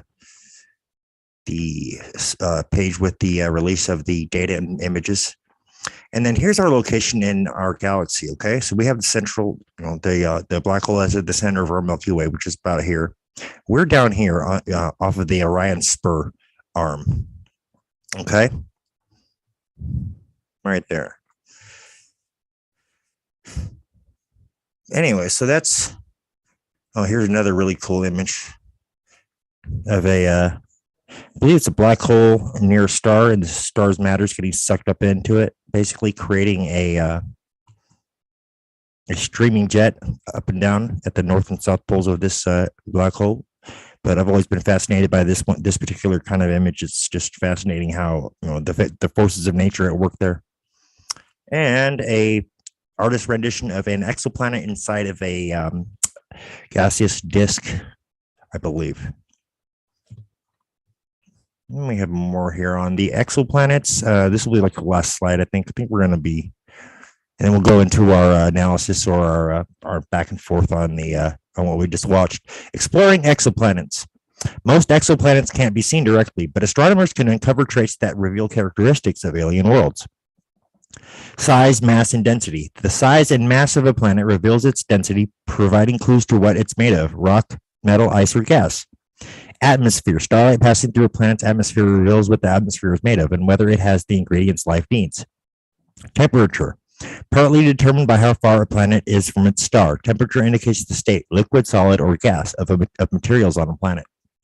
Orbit. A circular orbit indicates stability, providing relatively even temperatures throughout a planet's year, but orbits that are very close to a star might make planets too hot for life. And here's the orbits compared of exoplanets and planets within our system. Okay, so on the left we have 62F from the Kepler 62 system, which is at the outermost orbit of its star. 62E, which is just inside of that. 62D, that's further inside of that, which would be considered Kepler 62's inner solar system, starting at 62D through 62B. And then its outer would be 62E and 62F. So 62C is the second one in from I believe the second one in from its star, and then the first one is 62B.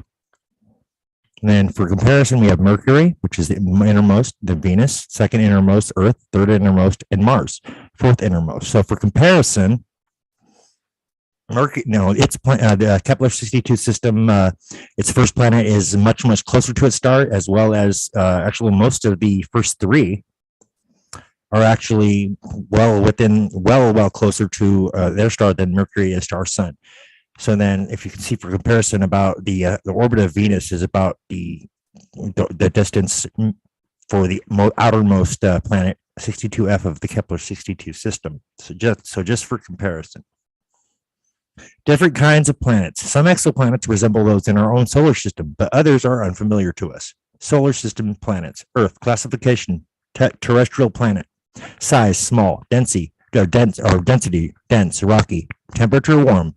Orbit, nearly circular, at right distance from the sun for liquid water to exist. Jupiter. Classification. Gas giant. Size, very large. Density, very low. Gassy. Temperature, cool. Orbit, nearly circular, far from the sun. Classification. Ice giant. Neptune. Size, large. Density, low. Icy, gassy. Temperature, cold. Orbit, nearly circular, far from the sun. Pluto. Classification. Dwarf planet. Size, tiny. Density, dense. Rocky, icy. Temperature, cold. Orbit, elliptical, far from the sun. And then we have our exoplanets, our exotic exoplanets. Classification of super Earth. Size, medium. Density, dense, rocky. Temperature, cold to hot, depending on distance from the star. Orbit, close to or far from star. Classification of hot Jupiter. Size, very large. Density, very low. Gassy, temperature, hot. Orbit, close to its star. Classification of super Jupiter.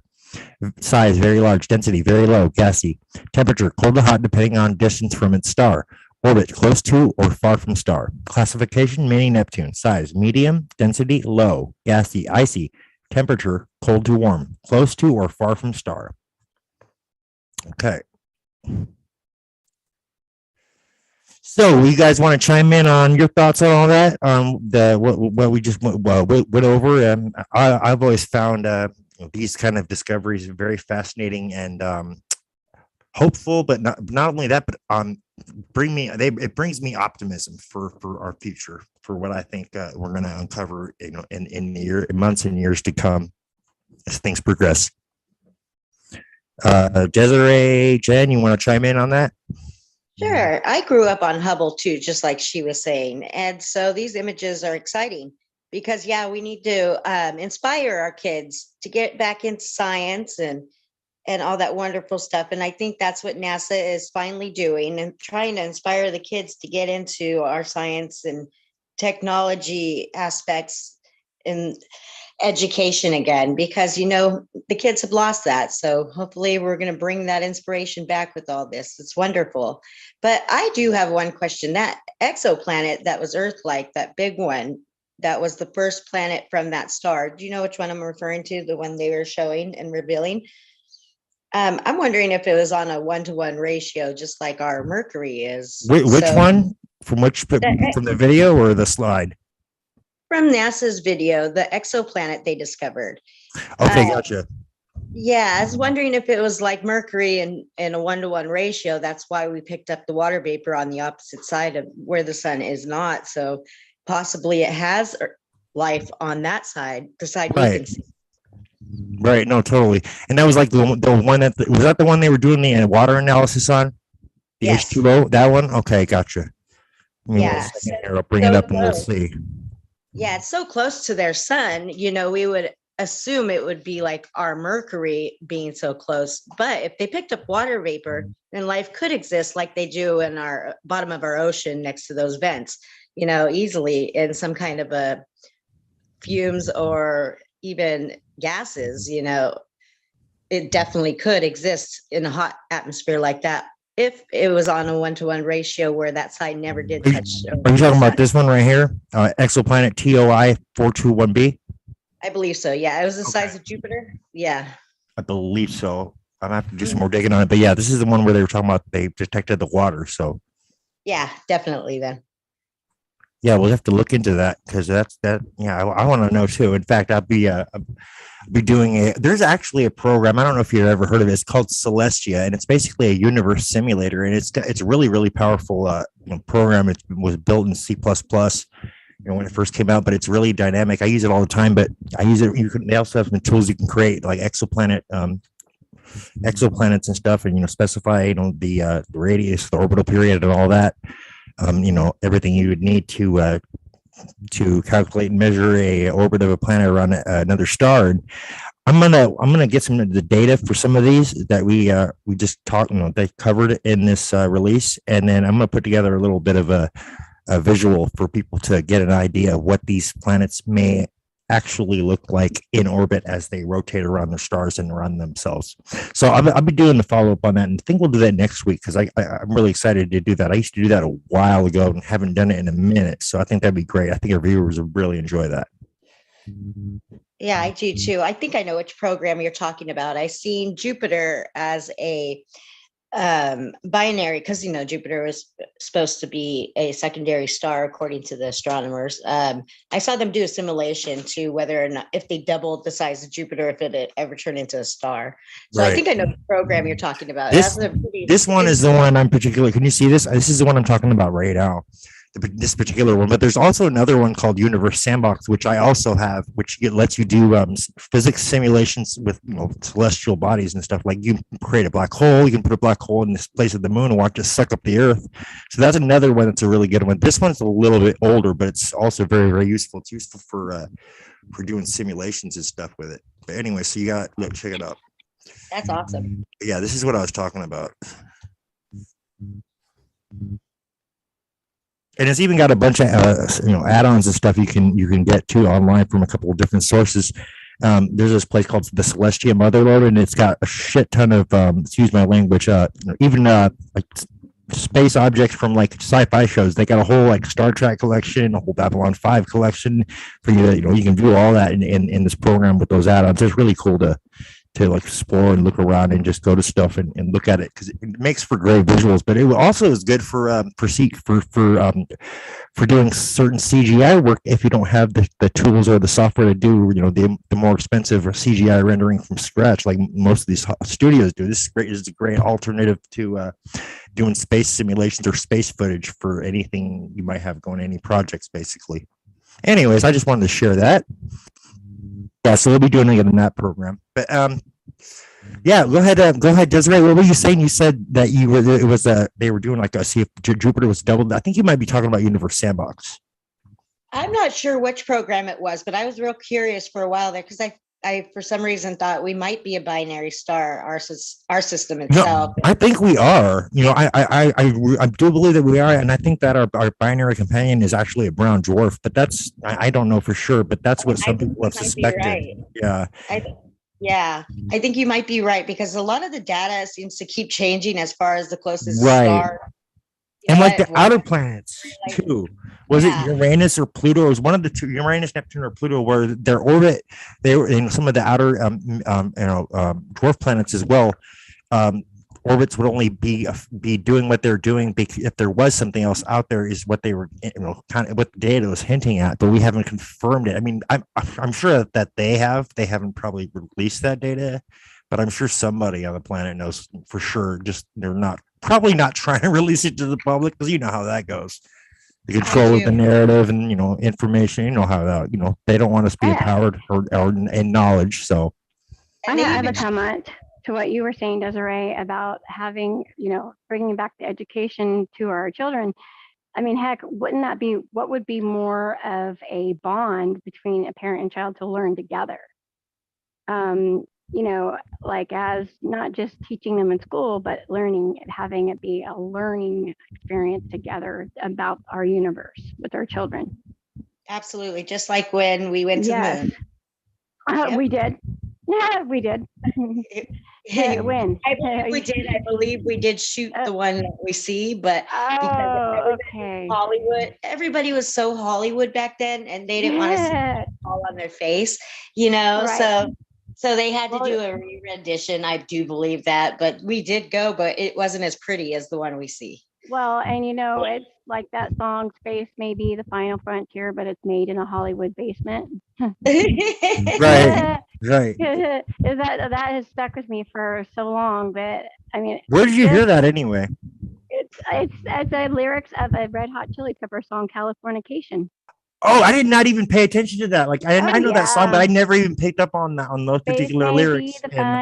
In a Hollywood basement. Okay, yeah, you're right. Holy crap, I didn't even think that. That's why I said I didn't even put two and two together. I never would have guessed that, but you're right. It is. Well, there was something that was like going through all the TikTok streams, and this little girl says, "Why didn't we go to the moon?" And I think it was an ex-astronaut or something. And he said, "I don't know. Why didn't we? We should ask that question. Why didn't we go?" And he said, "Well, we did, but it just wasn't what we expected or something." But it's just interesting. Like, and like my dad, the excitement of it, what we're trying to get back. Like finally, but one thing that kind of like struck me was how if this was our said telescope, why am I just finding out about it? Right. It's kind of I didn't even see a preview. I didn't even know. I had no idea, and if they claim, oh, it's ours, and they're acting like it's so great that they just came up with this, they've known this, they've been sitting on this for a long time. Right. You know what I'm saying?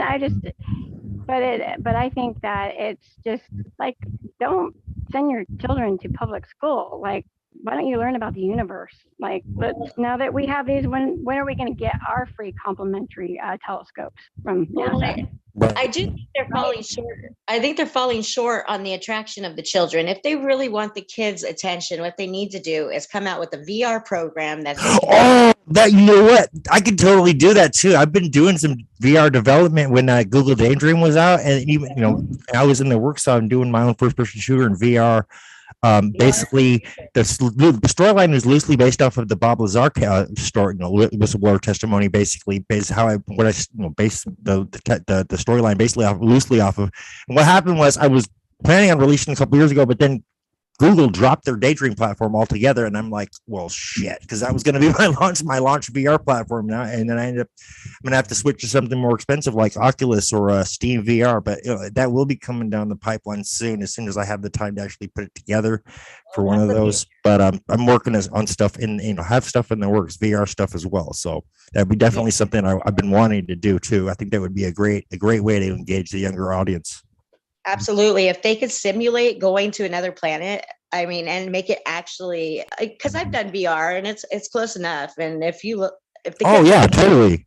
There's a space program where you got to go out and service the space station and stuff, and it's called a program again, a VR game where you get to go out and actually do missions and stuff, and it was so real. I felt like I was literally in space.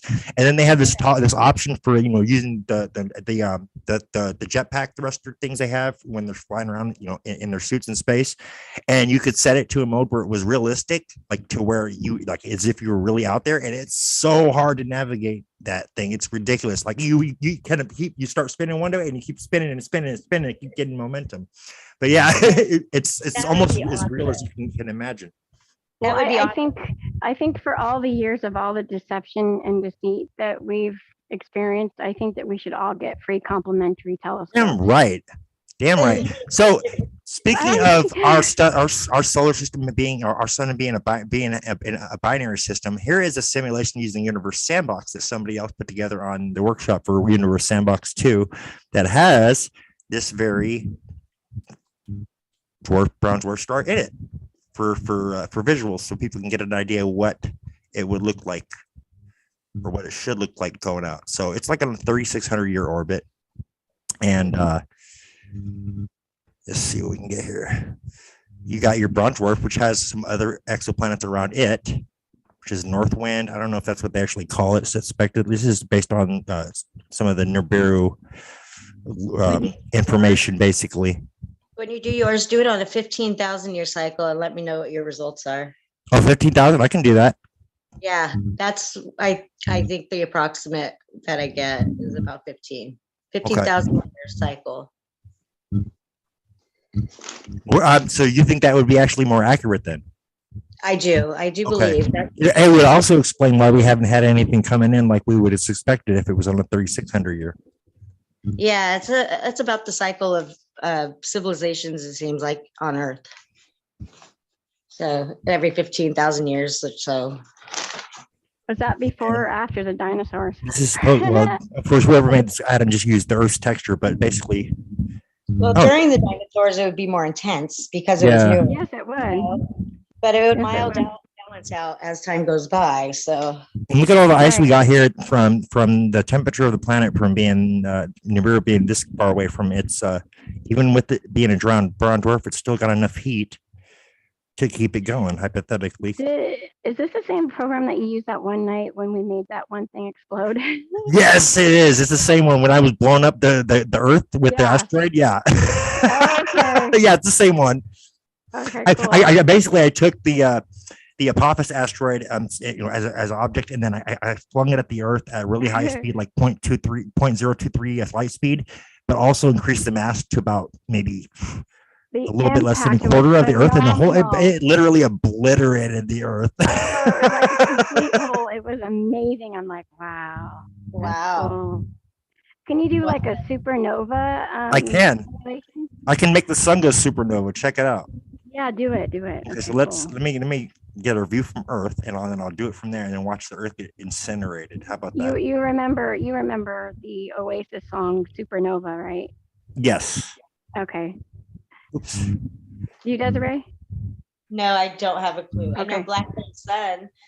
Oh, okay. It's a Black song, and hole it's not sun, won't no, you it's come? a Wash shampoo. away the rain, black Dang. hole sun. Won't you come? Won't you come? Won't you come? Anyway, sorry, I couldn't resist. That was Soundgarden. The original artist is Soundgarden. We do not own the rights to this music. Hey, I was singing it. Facebook can consider that a cover and just go shove it if they want to try and censor me. Are you guys ready? Let's be G friendly. Okay, I'm ready. There it goes. We're gonna speed up a little bit.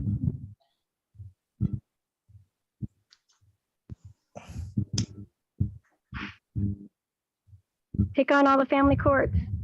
And everything else with it, right? The whole planet with it. Can we modify That is it? what they want. Awesome. Here it comes. Here we go. Holy. Wow. I bet Look at it's even moving the earth. Look at that. Check it out. Bye. You know, we would have already probably died from the magnetic charge. Yeah, we would have probably already died from the radiation before it even hit the planet. Right, the magnetic connection between the two. Like when there's solar holes, you know, God, I can't even think of the name right now. It's okay, you guys. Let's just watch it. There it explode, you know? goes. There we go. Here we go. Watch. Don't miss it. Oh. There it goes. It's gone. So, wow. You guys are all technical. I'm like, just blow it up. Look at all the orbits that have been skewed by the supernova. They're just going. Everything's just getting flung straight out. Okay, do a supernova. Supernova, please. All right, hold on. Let me supernova Nemesis next. I'll send you that song later, Desiree. Corona hole was the word I was looking for. That is so pretty. That is beautiful. I love it. Okay, one last explosion. Now that's the sun. That's Nibiru. That's the dwarf star apparently. That's on the other side because this one was a simulation of Nibiru in our Earth's or in our solar system's orbit. Now they did say Pluto had a partner, and that was the possible Nibiru. Yeah, that's what they were saying. That's the data I was referring to. Yeah. Pluto is that Pluto off of Mickey Mouse? No. Pluto. Oh, what? Okay. No, Pluto the planet, silly. I know. Well, gee, Pluto. There's just too much. The other Pluto, dummy. Those are getting burned up right now. All the rest are already gone. Oh my God! It's about ready to blow. Watch it. Boom. Oh, and there's the explosion from the supernova of Nemesis or Nibiru. There we go. Watch. Would it cause one? Huh? Would Nibiru cause our sun to supernova? No, it wouldn't. It wouldn't. It's confetti. No, it wouldn't. I just supernovaed it for fun for our viewers because I like to. This is a fun program. You can just do all sorts of stuff with it, like all sorts of different physics simulations and stuff. And supernova, they're so pretty. The colors. Oh my God. Anyway, that was fun. Next time, maybe we'll do a little segment on sending asteroids straight at the. I don't know, like I did that one time before you, Jen. Hey. There's a lot of people that have YouTube channels that do videos on that program too. I've seen. I am actually requesting that we pinpoint all the family courts and blow them up one by one. We're not advocating for any violence. We're speaking hypothetically and for entertainment purposes only. Okay, no, but I don't mean it in a. No, I know, but we have to cover our asses on these. That's things. true. Okay, so they're already at my door, guys. Thanks. Oh, thank great. All right, gotta go. No, I'm just joking. I would never. Well, definitely, all these corrupt institutions definitely need to be held accountable. That much is certain, for sure. How about this? Let me rephrase just to cover myself and everybody else included in this video here. How about we exterminate the dangerous places to humanity. We'll get rid of the dangerous places Yes. and institutions that are not serving humanity. I mean, right, they're for the good. So let's just say it like that. So that way anybody could take it as what they want. Right. Not a specific place. I would never want to inflict violence.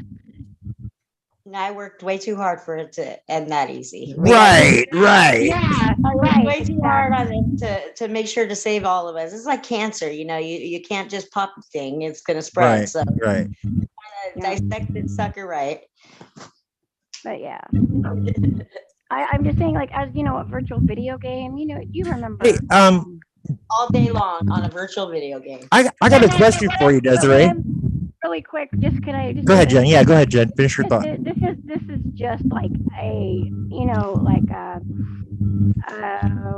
I didn't mean to like express any feelings of any kind of to cause any harm on anybody else. That's definitely not what I would my intent. I was just saying basically how to get rid of all the bad parts of our Earth. And if we can pinpoint it, if it's that precise, then it's going to be able to see other things in a precise way. Right. So I guess I could have reworded it as such. Well, we knew what you meant, but because the viewers might not and people watching might not, we had to clarify for that. You guys know me personally and my silly humor. I mean, they did have video games like what was that one where you could beat up cops, you could pull up GTA, yeah. It's funny because while we were playing the pre-recorded content, I was messing around on GTA 5, just having fun on my Xbox. And like how much fun was that? It was fun. It was fun. It's got all these different cheats and stuff. There's a thing called the Skyfall cheat. And you can just make yourself go way up in the atmosphere and fall out of the sky and to your death in the game. And you're like, ah! What's wrong with wanting? Say I had nightmares of family courthouses, and it was scary. So why couldn't it's my imagination, my game, my reality? So why couldn't I? You could absolutely. You have to be so worried. So I guess, but anyways, I'll go ahead. But no, I know. People like to say, "Oh, well, these violent video games are the cause of violence." No, dude, no. It's the lack of proper parenting and correct parenting on behalf of parents that are not doing their job. That's what causes violence. And kids doing that shit. You don't teach them the difference between reality and a video game. They're not gonna know the difference. It doesn't matter. For me, those kind of games have always been a constructive and healthy outlet for me to express my anger when I am angry, so that when I come back, when I get done doing that and getting that frustration out of my system, I can go back to my real life and it won't have any of that anger or that resentment because it's all been channeled out already. So for me, I've loved those kind of games because it gave me an outlet growing up. What do you guys think on that? Is my I couldn't wait to answer that. It's from an oppression from a tyrannical powers. Well, in my opinion, what? Is why we're so angry and feelings can get passed down from generation to generation. So we could be having these feelings that we don't know that we need to process because we didn't know that they existed and they just come out of nowhere. So I think oppression can be another way of explaining it. Well, somewhat, yeah. But I think before video games, there was music that was before. Well, that's an outlet for me too, is music. I played the guitar in my free time, and that's another outlet that I use. That I worked my way to, and I started learning playing guitar in 2007. So I've been doing it for at least 13, 14, 15 years almost now. So, but that's been a great outlet for me too. I'm sorry, I didn't mean to interrupt you, Desiree. Go ahead. No, it's just in history they've shown to point fingers at whatever it is they can that is violent. Like once upon a time with Socrates, they blamed for anything that went wrong in their society, and today it's video games. It's whoever they point the finger at. Right. No, absolutely it is. And then not only that, but whoever they get to go to war with each other. Right. Well, we're at a new war now today. So. Oh yeah, we are dead. This is definitely a war we're in. and it's global war, and it's not your typical fighting war. It's an information war. Would you agree with that, Desiree? Absolutely. They have a term for it. I don't know. I call it multi-level, but it's definitely nothing we've ever seen before, and it's new. It's multi-dimensional, I think. I mean, it's almost like what we're witnessing is a multi-dimensional chess game being played out between the deep state and the white hats, but we're not, privy to all the details. But we're seeing the after effects or the reactions of the deep state as a result of the white hats playbook or their moves. And for me, over the last couple of years, especially, I've seen indicators that definitely indicate that something is going on. So I truly do believe there is something happening behind the scenes that we are not privy to because of operational security. But there's definitely indicators showing something's happening for sure. Something's changed. Big time, and there's so much. And like in there's different kinds of when you like if anybody, I don't know if anybody out there has ever had a near death experience, there's different what they call flavors or whatever of death that people may see. So I think what you're describing could be like spiritual warfare, and then in the spiritual it is not just informational warfare, it's spiritual warfare because it's all connected in. All connected. Spiritual, and then also it is physical, in the physical realm, because there's different realms. There's physical, we exist in third density physical reality on Earth, but from what I have been able to determine, there's fourth, fifth, all the way up supposedly through 12th density. When you talk about density, is different from dimension, folks. Density is the frequency at which you're resonating, you're vibrating, you're existing. So the higher the frequency, the higher the density, basically. And supposedly, from what I've been able to determine, we're going through a great awakening, we're going through a spiritual evolution. We're ascending more or less. We're becoming more, we're being able to more to take in more information, to think more multi-dimensionally. We're in a transition process from third to lower fourth to upper fourth, and then into fifth, supposedly, at least from what I've been hearing from some of the info I get or follow. It's universal, not just here on Earth, it's everywhere. Everybody has to rest. The mean rest. So probably what you just said. And that's the baseline is being raised. Okay, can you repeat? Because you were cutting. Yeah, you're cutting out a bit, Desiree. Can you repeat that again, real quick? I said, and that's on a universal scale. Is that better? On a universal scale, the baseline is being raised. So yes. Yeah, it is. No, you just confirmed for me what I've already what these other sources I look at, I follow have already said, that the whole, it's not just it's the whole universe, that the whole basically source came down and is like, all right, we're done with this. We're lifting everybody up from the bootstraps, and the whole thing, all from the first density all the way up, is being brought up a whole nother level. Everything's going out. It's all of it.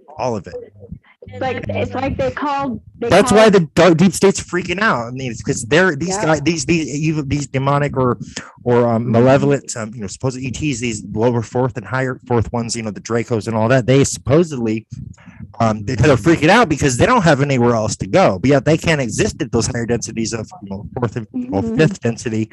So they're freaking out because they feed off the fear, which is the lower density. So they're freaking out big time, and they don't have anywhere to go. They're not being given a choice. They either evolve or they cease to exist and go back to source. That's what we need to go back where they came from. Right. I didn't know they couldn't exist on a higher frequency. Say what? They can't. Dracos. Yeah, no, they can't. The higher, like the fifth density, they can go to like the higher fourth, but a fifth is too high of a frequency for them. They because that's more at the frequency of love or compassion, understanding, empathy. They feed off of fear, which is a lower vibrational frequency, but that's how they feed. That's how they feed off fear. They probably have to breed with in order to do that. Exactly. Biology in order to do it then. Right. Well, they are able to get to some degree technologically, but I don't know exactly what the specifics are. I think it's maybe to do with their physical makeup, the fact that I think they're hydrogen. They're from a hydrogen based planet. And I think it also has to do with their brain and being able to create that. Well, but also apparently the Dracos or the Seacar didn't even come from this universe originally. Apparently they were dropped off here by some other group from elsewhere that didn't want to have to deal with them anymore. And they're like, all right, you know what? We're getting rid of you guys. We're dropping you here. This is your best chance of survival at this location, which is the Draco star system where they supposedly got dropped off at. But they don't even know their true original origins. Well, they need to come back and pick them up. They damn right they do, because they just left it there messing our freaking backyard, more or less. We don't want their, it's like dropping off a relative that you can't stand. It's Right. Desiree, I have a question before we wrap up the live, real quick. Now, you have some associations with the Q team. I take it you have intel coming from that direction, so to speak, right? I believe I do. Now I've heard that a lot of the reason that the Q drops are having all these synchronicities with the earlier ones a few years back and how they're lining up with dates and times now. I've heard that that's because they have access to the looking glass technology. Are you familiar with what that is? And if so, would you concur with that assessment? I am familiar with that looking glass, and I do believe what they write is like a living document, such as the Bible. So it would pertain to different people in different ways. Because for me, when Q was there, Q left, and Q let us know when Q left. But it's kind of on autopilot now. Well, I heard that he just started resuming posting again last month. That's what I had heard recently. I haven't heard anything yet. I haven't heard anything from anybody, but they usually keep me offline now. Okay. For a good reason, probably. She's a troublemaker. Yeah, and I tend to blow bubbles and cause rifts in people's world, because I blow their mind with what I know. Well, somebody's got to do it. Somebody's got to be the ones who are planting the seeds. Otherwise, these motherfuckers will never grow. Is my language. They didn't want it to grow. They wanted it to die. That was their intent. I don't think it was a looking glass. I believe it was more of a quantum computer. Okay, yeah. See, I've heard about that too. And that would make sense as well. So maybe that would also do it as well. Having access to a quantum computer where you could run all those possible scenarios simultaneously would do it as well. Process all the data with the new data, and it was continual. So as we brought in information from whatever task we were on, which my task was the child welfare industry and the court systems here in California, with the new data that I would bring, it would be reprocessed with the data that we were receiving from the East world and what was going on, and it would process it, and then you're cutting out again, Desiree. Can you maybe repeat the last 10 seconds? I think they're messing with your audio. They are. They probably are. There's a lot of interference. Of course they are. So it's just a process. They want the truth to come out. It's all right. They can try, but they're not going to stop us from speaking. Well, they might cut my phone. They have done that. They break phones on me all the time because they keep me. Well, if they do, it'll only make our claims more substantiated, in my opinion. Now, obviously, you guys don't want that, do you? So leave it alone. Let her talk. Just let the woman talk, for God's sakes. We want to hear what she has to say. I wouldn't have met you guys if they didn't want me to. So I'm pretty sure they want me to say things. They probably don't want me to say too much on Q. Right. Well, there's operational security one, but say what you are able to or willing to say, that within reason, of course. Yeah, I know they wanted to keep me safe also, but they also, don't want everybody to know everything all at once. It's a lot. But yeah, I think it was more of a quantum computer processing with the new data during our war that we were going through as soon as Donald Trump hit the office, that's the day they attacked me. So no, they went all out, dude. You could tell they were going all out that whole 4 years. It was pretty sick. I couldn't even watch regular, like stuff that I would normally watch on Netflix because it was so embedded. All the politics was so embedded, certain agendas were in there, and they kind of put it in the storylines of shit, and it was just it made me sick to my stomach. I stopped watching a lot of shit because of it, and lost a lot of respect for a lot of actors because of it as well. What would they do? Would they sneak it in there? Oh my God, it was horrible. Okay, for example, there was a movie not too long ago that came out about a year and a half, 2 years ago on Netflix, and it was there was this one scene with I can't remember the name of the actress. But one scene, it was like, there was one scene where she's like doing the sci-fi experiment, like thing where, or this science experiment where she's trying to, or make time travel or talk to herself in the past. She communicates with herself in the past, and then she's talking to herself, and she's like, or like when Trump fled to Russia, and I'm thinking, are you fucking bastards kidding me? Are you really trying to fucking put that shit in our shows? That makes me sick to my stomach. When we clearly, there's a bias there. Like, come on. I know they got a bit obsessed with him, which was good because it showed a lot of people how stupid they are. It did. 2017. That's funny that you say communicate with your past, because you can train yourself to do that. It's kind of weird, but you can. And then you can learn how to look out for those cues from yourself in the future. And it is trainable. You just have to work. They say that we exist, we exist multidimensionally, and that we exist in other existences too simultaneously, which would make sense, and that time is not a factor here as well. In fact, I have some homework for everybody. Look into it's called the Blue Brain Project, and it was a scientific study done like the last couple of years or so, and it proves that there are existing within the human brain multidimensional structures that our brains are synchronized or connected to, which they can't explain, but they've been able to prove that we are multidimensional beings that can exist anywhere from all the way up to 12. They've discovered some people that have these 11th density structures in their brain. Some have more, some have less, but it's there. We've been able to prove this. The Blue Brain Project, BLUEBRAIN Project, Blue Brain Project. Look that up, viewers, if you want. It's my fascinating read. The color blue, like Blue Brain Project? Yes, Blue Brain Project. Okay, Blue Brain Project. Okay. Here in California, would it? It probably. I'm gonna look it up. Yeah, it's good. Yeah. It's really good because they use apparently a mathematical algorithm that would allow them to do that somehow. But it was basically a specific, I think it was like an algorithm or a mathematical model of looking at it, and they were able to determine it and scientifically prove that we have multidimensional structures existing within our brains. Is it related to the Blue Beam project? No, it's totally different. This is totally separate thing altogether. And from what I've been hearing, I heard that Blue Beam is not going to be supposedly not operational. I don't know. I'm on the fence on that. I don't know if they're still going to try and pull it. I'm going to expect that they will try just in case. But the fact that we already have certain aspects of disclosure going on from the DIA release a couple months ago, and then all these, now they're acknowledging it officially on mainstream media that UFOs have been linked with strange pregnancies, et cetera, et cetera. On Fox News, they were admitting this a couple months ago. So yeah, it's like they're coming out with Well, our first episode of Fringe Division podcast, we covered that specific topic. And then our last one too. Yeah. Okay. They don't see that hindering the narrative this whole time has basically lost the interest of the people, and therefore they use the money. So they need to actually just start letting some of this out. This way they can get interest back in it and get their funding back. Otherwise, we all go to shits, So it's a win-win if they do it the right way. True. And I think also they don't really have a choice at this point. The White House are forcing their hand, saying, "Hey, look, you gotta tell the truth. You can't hide this anymore. Humanity has a right to know, et cetera, et cetera."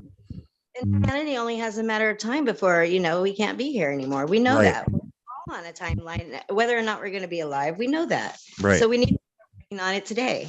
And because we never do know. We need, like Elon says, he wants to be on Mars. Well, that doubles our chances of living. So don't have all our eggs in one basket. Exactly. So they need to get on the ball before we fall too far behind, because the rest of the world is kind of shitty. It is. It looks very gloom and dooming and very grim on the surface on first glance, doesn't it? Yeah. So we need to really figure out that we are the best in time and on the world, and we're a big melting pot, and we need to just move forward. Yep. I think it's going to help get us past this stuff. Yeah. One of the reasons I started doing the video podcast, because I started off with the tips, techniques, and survival traits podcast that I do. I initially started doing that on Saturdays. It's on Fridays now because I wanted to be able to have a day break between that and the Sacred Lavista podcast. But I started doing that podcast because I wanted to teach people how to do their own due diligence and how to get their power back by using discernment, common sense, reasonable, logical, critical thinking skills, et cetera, et cetera. And you should go check out episodes 1 and 2 of Tips, Techniques, and Survival Traits. The first one is called How to Spot MSM Propaganda. 101, and then episode 2 is Online Censorship. They're about 15-minute segments. I'll send you the links, Desiree, if you'd like. I'll send them right here in the Very much so. real quick, because I think you'd appreciate the work I'm doing there. Absolutely. And send it to the email too if you have that. So where? To my email. Yeah, you know what? Send it in the Zoom chat as a DM to me, a direct message, so I can send it there as well.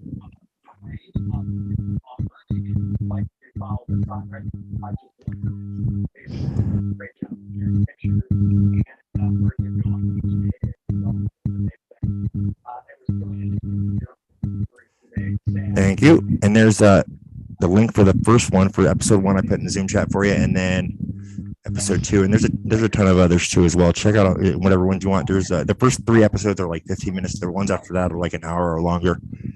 The first one is very, it takes a while. You have to really kind of make yourself, because it takes a while to catch up, to really catch my interest at least. But then the more it goes on, in about the middle of the first one, it's very, very, very. You're talking about episode 1, How to Spy MSM Propaganda? Okay. Yes, I think so. I don't know. Maybe I'm talking about a different one, but I haven't watched that one. Okay. I need to.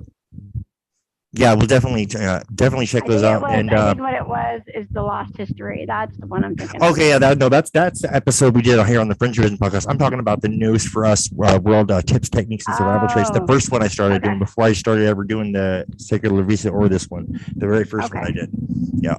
Yeah, that's awesome to teach the public, because a lot of people don't know. No, they don't. That we do. Like, I did a training video on how to spot a deep fake using the app, see, you and me need to touch base, because I've been looking for ways to do some of the telltale signs, so maybe you can help me out in that regard.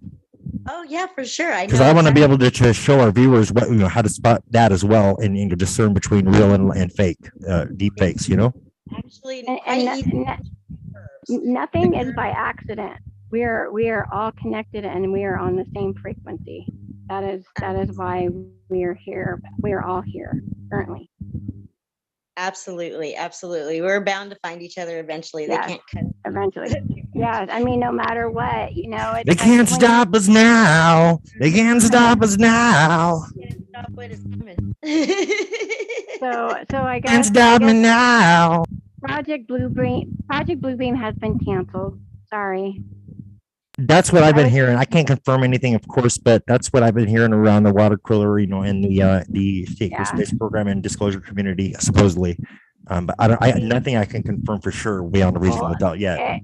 It might really be because of the fact that they're coming out with the truth now. Right. So now it's gonna be what. It's going to be their idea. See, I suspected at first that maybe the mainstream's release or acknowledgement of these documents was a way for them to try to control the narrative still, so that they could still try and push the Project Bluebeam thing going on that they were trying to do. Now, that was my suspicion at first. I don't know, but I've also heard from a couple other of the disclosure community sources that I follow that no, it's actually the white hats that are ultimately behind it, supposedly. So you may be right on that. You may be actually accurately read on that. I don't know, but that was just my first intuition from what I had just suspected at first. But then I'm hearing otherwise from like what you're saying about it being from the get-go, from being from the good side. Well, it just go ahead, Desiree. Go ahead.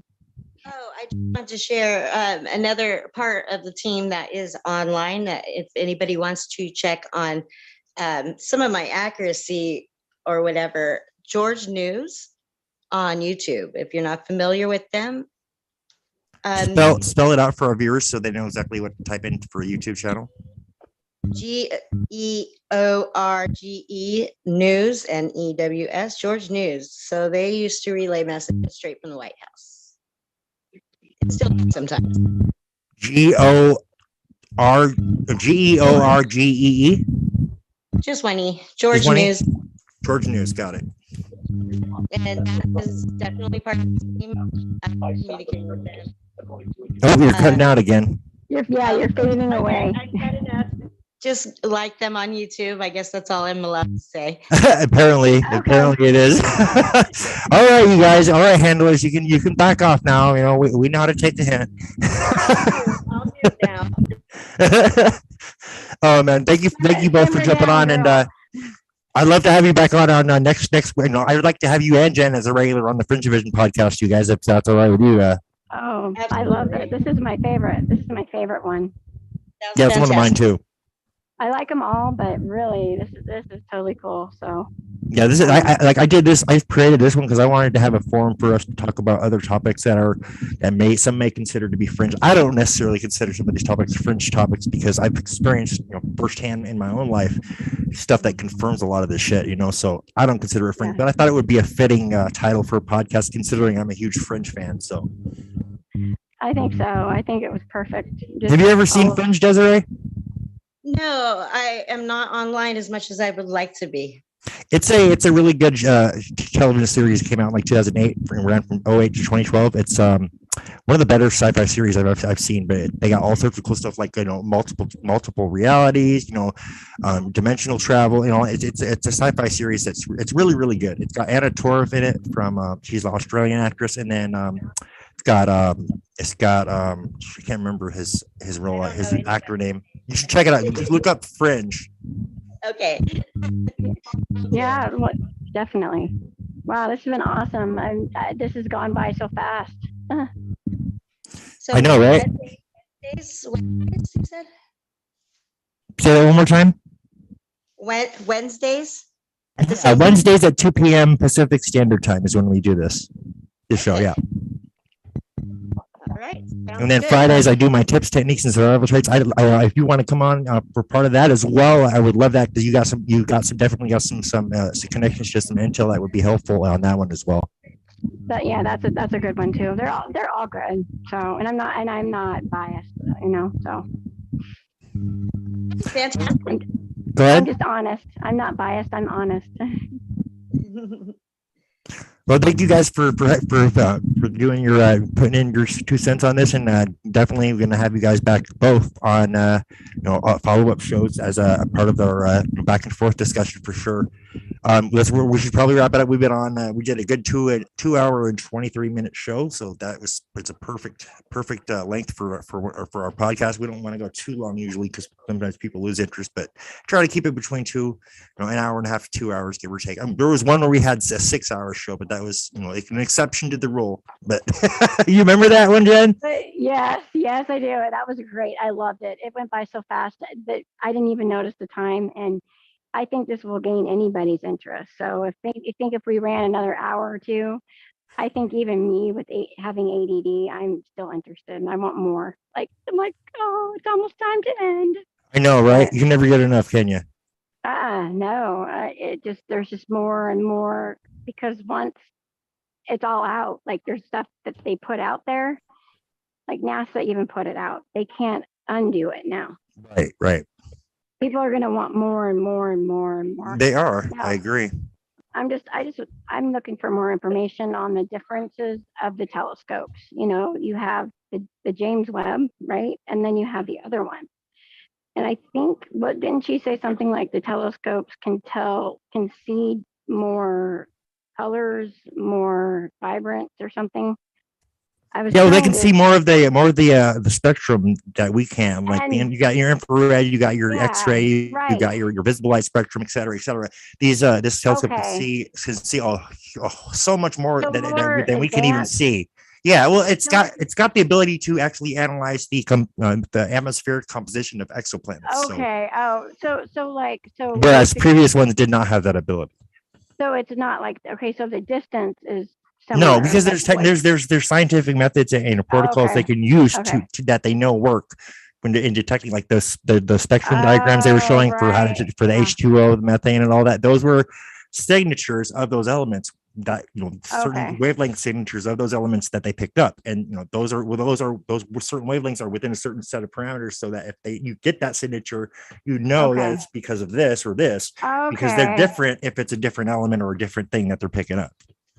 So it's not just looking in and seeing the moon and the stars and sun. No. They're analyzing data through the infrared and multiple other wavelength spectrums. Oh, so it's advanced. It's real science. It's actual really advanced techniques in in science that that's been developed over the last like 10, 15, 20 years.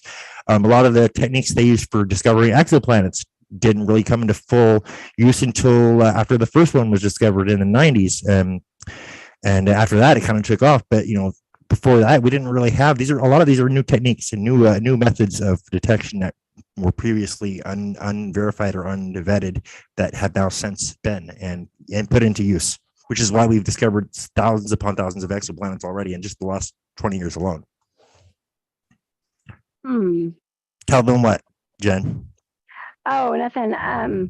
Look into the D60 DARPA conference. Okay. Want to just briefly tell our viewers about that real quick? Desiree, for a sec?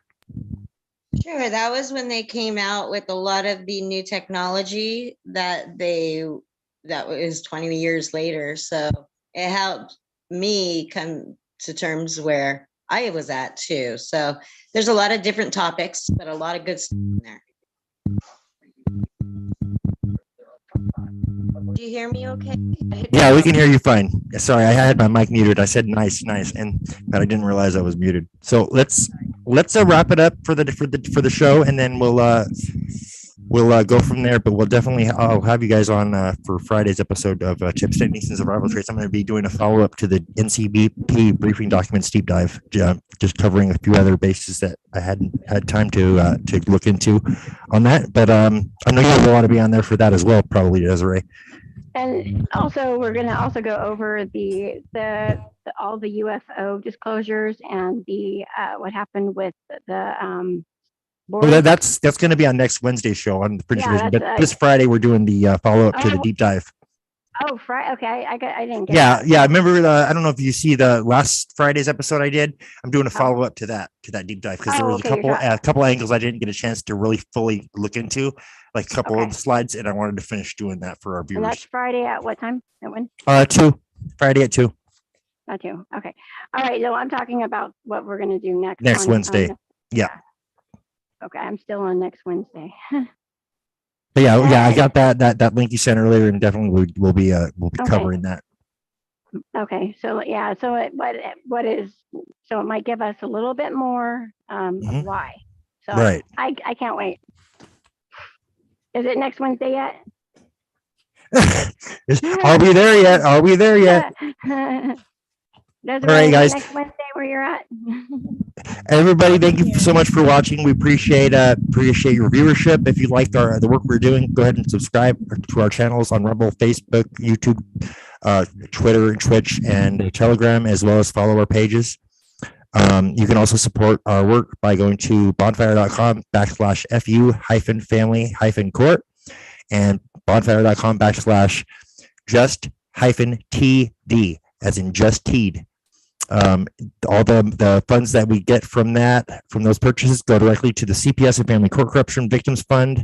We do not profit from any of this. This is all done on our volunteer basis on our own time because we can and because this is what we like to do. So bring in information to the people. So everything we broadcast should be covered under fair use. Facebook, YouTube, and others that may censor under false or unjustified claims, which is bull. But just covering my bases so everybody knows. All right. Anyways, have a great night, everybody. We will be back next Wednesday with a follow-up to the disclosure issue with also something to do with, what is it, the Japanese president that got assassinated last week? There's some sort of tie-in with the reasoning being something to do with what he was trying to release, apparently. So we'll be covering that. The guy Boris, I can't think of his last name. You're talking about the British guy? Yes, and his resignation. Yeah, I heard about that as well. I'm glad that he was forced to do that. The motherfucker was doing some pretty freaking. He was complicit in some pretty bad medical tyranny.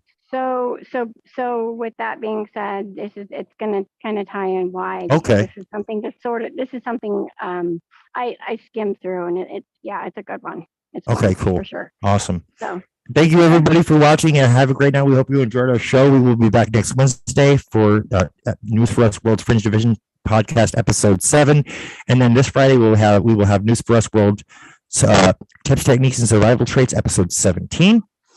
So don't forget to tune into that, as well as our Sacred Lavisa podcast on Sundays at